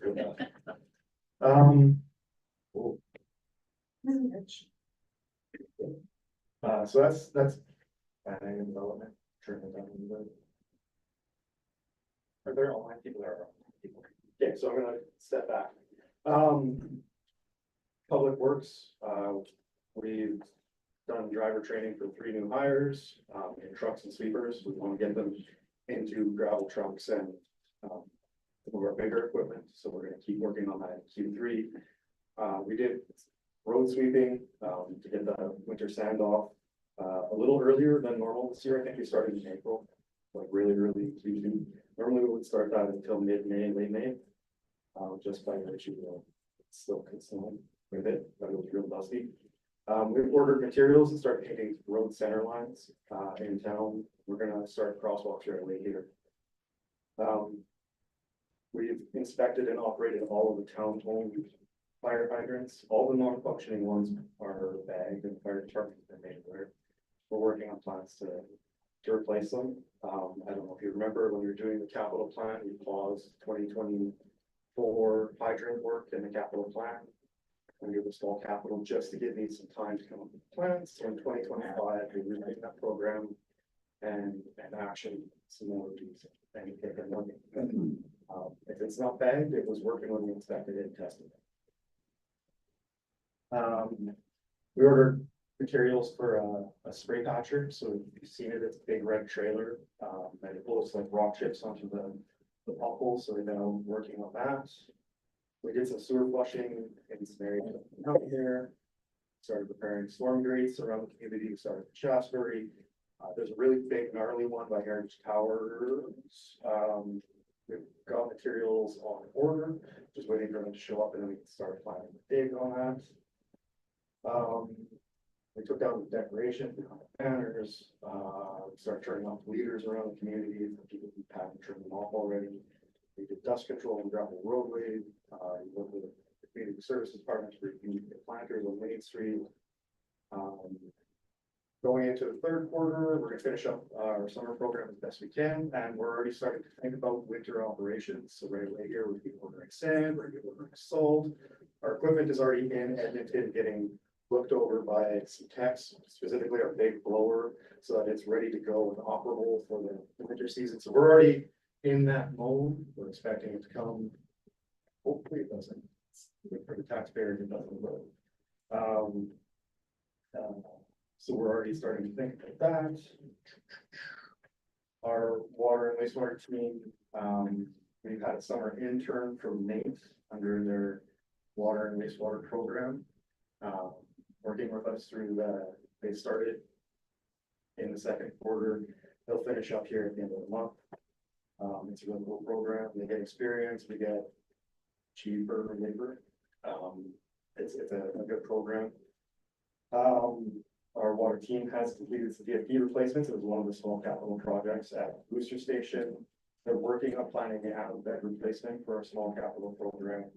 AP did do sort of operational inspection. There were some minor recommendations to kind of simplify the reporting, but no major issues discovered. And then right away here, administration's going to do a site see dam tour with the public outreach team. So we've got physical understanding of what is going on with the project as they start filling the dam right away here. That's the big operational stuff. I missed lots because like I heard C.A.O. Miller and C.A. Bell saying some stuff, and sharing some stuff, but I was helping out with some of those things too. Well, thank you. You mentioned Site C dam filling and the latest information. Do you want to? Yeah, fair answer. I believe that they're aiming for August 26th to start filling. Don't quote me on it, but it's around there. They said we're very committed to end of August, starting would be like an exceptional scenario with the And for those wondering if the water levels in the river are going to go up significantly or down because of that, they're telling us not really, right? I think it depends on what stage they're at. So their initial filling is really slow. And then as the reservoir fills up, they started releasing more, which seemed counterintuitive to me, but we could see this should be, or last fall should be the lowest water levels we should see in Peace. That was sort of the regulatory minimum of this rate at the end of August last year. So operationally expecting anything horrible. Great. And I always thought that all the fire hydrants were town owned, but maybe they're not. Oh, your worship, there are some hydrants on private property, and they're considered private hydrants, so there's some inside fenced yards, and we don't operate those because we don't want to touch them, so somebody, the owner of the property should be arranging hydrants. Do you think that those owners really realize that? Some do, not all. Okay, and I was pleased with the development and building permit days, but I noticed the the caveat is that if you have your proper paperwork, then things are much quicker. Essentially. Yeah, your worship, and I think we did do a presentation, or I was not really involved, I attended. But our manager of development and our development officer did do a presentation to the chamber. The gist of it was, talk to us before you apply or try to do anything, because we can tell you maybe where you need to get us information and what you might need to provide us with information to make the decision. So councillors, any further questions of Mr. Fisher? Councillor Clark. You mentioned about a really bad storm sewer down by Heritage Towers. There is also one that is extremely bad in front of Baytex that I know they've spoken to Public Works for a couple of years now about addressing. Is that one on your radar as well? Is it a grading or is it the one that's got weeds growing out of it? No, it's one they come up and flush every spring, runs across underneath the train tracks and over towards the Ready Mart. Just something you might want to check on. It's right in front of Baytex, right in front of Baytex building on West Street. The office. Oh, not The office on the west. Yeah, side, yes, yeah. yeah. And one other question, I couldn't really hear what you were saying about the 101st Street slide. What is the status on that? I'm waiting for my engineer to give me a deliverable that we can post for a tender. Oh, okay. Any other questions? Commissioner? I have a couple questions, Madam Mayor, if I Oh, can. sorry, yeah, please, go ahead. Okay, Mr. Fisher, what is causing the damage to these storm sewers? Like in the Shasbury Estates, we've had several get quite destroyed, and they're actually quite dangerous with jagged metal sticking out. Is this our snowplows doing this? Is there some way we can avoid these getting rubbed out like that? We've had a couple of different causes, so there's some that are absolutely strikes with our grader. The Shasbury ones would be ones that I would say were probably caused by that. And it's operator experience, I think, for those ones particularly. There was one that I believe got damaged due to thermal stuff. It is more of the sidewalk, not the grading. There's a couple of different forms of catch basins in operation, but actual grading, there's one that has a removable drop piece. So when we hit it with the grader, because it's a normal thing that happens in operations, you can drop it in new cast iron and block into the catch basin frame. And we had, I think, suspected theft almost for metals because we put a whole bunch of brand new ones in, and then a week or two later, they were all missing. So we went and tack welded them in place, even though it's not really ideal. So it really depends. Some of them are theft. A lot of them are hits with equipment, and there's some that are just full. It's pretty common to happen.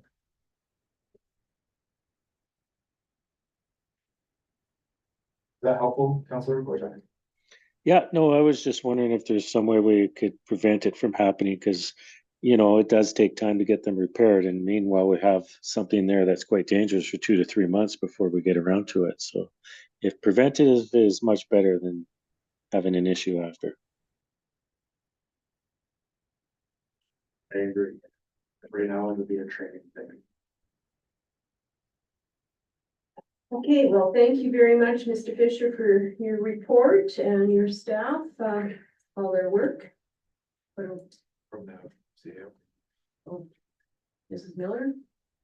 Your worship, thank you. I just wanted to take a moment to go back before you ask for motion on reports. If you do, I failed to mention the motion tracker. So if anybody had any questions, these are the motions that are of mayor council that remain outstanding or active. So I just failed to mention that. And I wanted to do No, so. I must admit, I did squint at it. I know. Bigger font would have me helping on the computer. But it's good that you're keeping track of that, and you keep track of the grants in the same way. Do you? Like grants that we get for. Yes, we do have a grant tracking. We're just starting to utilize it. Yeah. But yes, we do. Yeah, one of the grant courses said it was very important to have a grant tracker, so you knew what you got the grant for and who, most importantly, was going to report on it at the end of the thing to turn it off. Anyways, well, thank you for all that, and yes, I'm sure council has tried to look at the motion tracker, but it's a good deal to do it, I think. This is all up to date. Okay, we also have a couple more reports. One is the June 13th Town of Peace River Municipal Library Board meeting minutes. Councilor Boychuk, anything there? I noticed that the hours that the library is open are going to be changed in the fall. I counted about 45 hours a week. Yes, so, you know, we presented to council there, and we had some stuff come back to us and give us some ideas. So we sat down and looked at some service plans. And so that's kind of exciting that we're changing the hours up a bit and being open more when we think maybe people will be coming and closing a couple hours where we know people aren't coming right now, so. You know, that's gonna be exciting, and which I believe equals another day being open. And we've hired a new library director. I won't say too much about that yet, because I don't know if the board has put out an official announcement yet. So things are going really well there. We got to fill a couple of positions, but things are looking good. We have a great library staff. Good to hear. Any questions of Mr. Boychuk on the library report? Councillor Ford? Yes, mine's not really a question, but on the minutes, on item 6 on the one and 13 on the other, mine's just more of a technical question. Should the in-camera reflect closed session now, like what we do in council? We need to change the title from in camera to closed. I believe that's what it's supposed to be. Yeah. I can bring that forward next meeting. Any other questions? And just a note on that, we've never gone in camera ever since I've been on the board in 3 years. So we're doing pretty good. Very good. Well, thank you for all your work on that board as well.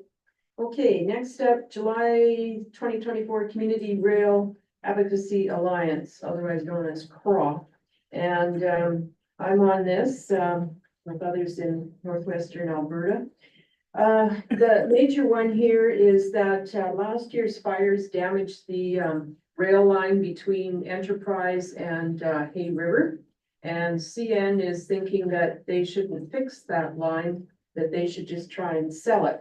And so what we're being told is basically CN should fix the line and then try to sell it if that's what they wish. It is a major transportation line in the north up to Hay River. And the group feels that no, it should not be allowed to just be closed. So that is the major one from that group. And other than that, they keep, or we keep pushing transportation corridors and other means of transportation. So that's it. Any questions on the rail one? Who would like to move that council accept reports 9-1 through 9-8 for information? Councillor Scammahorn so moves. All those in favor? In favor. It is carried. Thank you very much. We have information packages of July 19th. July 26th. I noticed that July 26th one, there's a letter from Municipal Affairs saying the province has made an agreement with the federal government to March 2034 on, I think it's, well, it's called Canada Community Building Fund. I think it's the old gas tax. So means we'll still having a little bit of money drawn from that. There was on the various communication packages, there was mention of treaty days. First off, started at the beginning of August. Latest notice is that treaty days for the Woodland Cree First Nation will be August 21 through 23rd. So we'll see if we get more on that. Other than that, we have also North Peace Housing Foundation Supply and Demand Trending Report. Is there any things you want to highlight with respect to that, Councillor Carr? I'm sorry to report that I didn't even see that report in here. I don't know about that one or the one that follows. Yeah. I may have been distracted. I apologize. I haven't read it. Okay, well, you'll let us know if there's something Yep. to report. It's quite detailed and a lot of data, a lot of comparisons here. So I have one. yeah. What do they define? I read it. It's a great report. What do they define as a housing unit there? Is a housing unit even if you have a unit like a duplex, is that a housing unit? Or how do they, because I see one section there, I was trying to figure it out and I just kind of wanted clarity.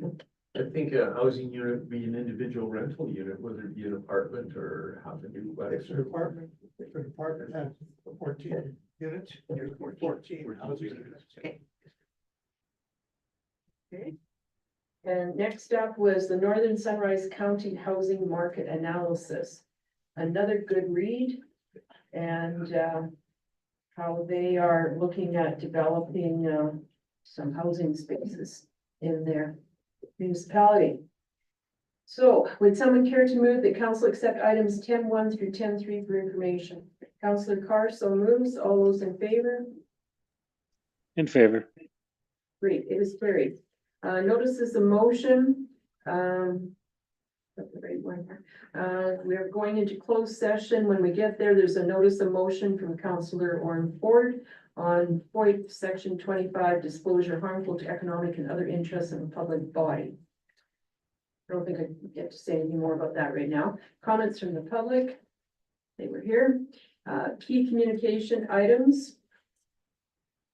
The hearing. We recessed it till September 16th. Maybe information on the North End boat launch. Kind of prime audiences out on the water right now. Anything else? EPR, we've got our quarterly reports. Everybody's very busy. Anything further? Anybody admin think of something? Maybe the sites dam, very built. Sightseeing Dam, any information we can provide on that? Yeah, Straight to the end of the month. end of August. Okay, so maybe that's it for communication items. So I think we'll take a bit of a break, how about 5 minutes? And we'll be back here at 8:45.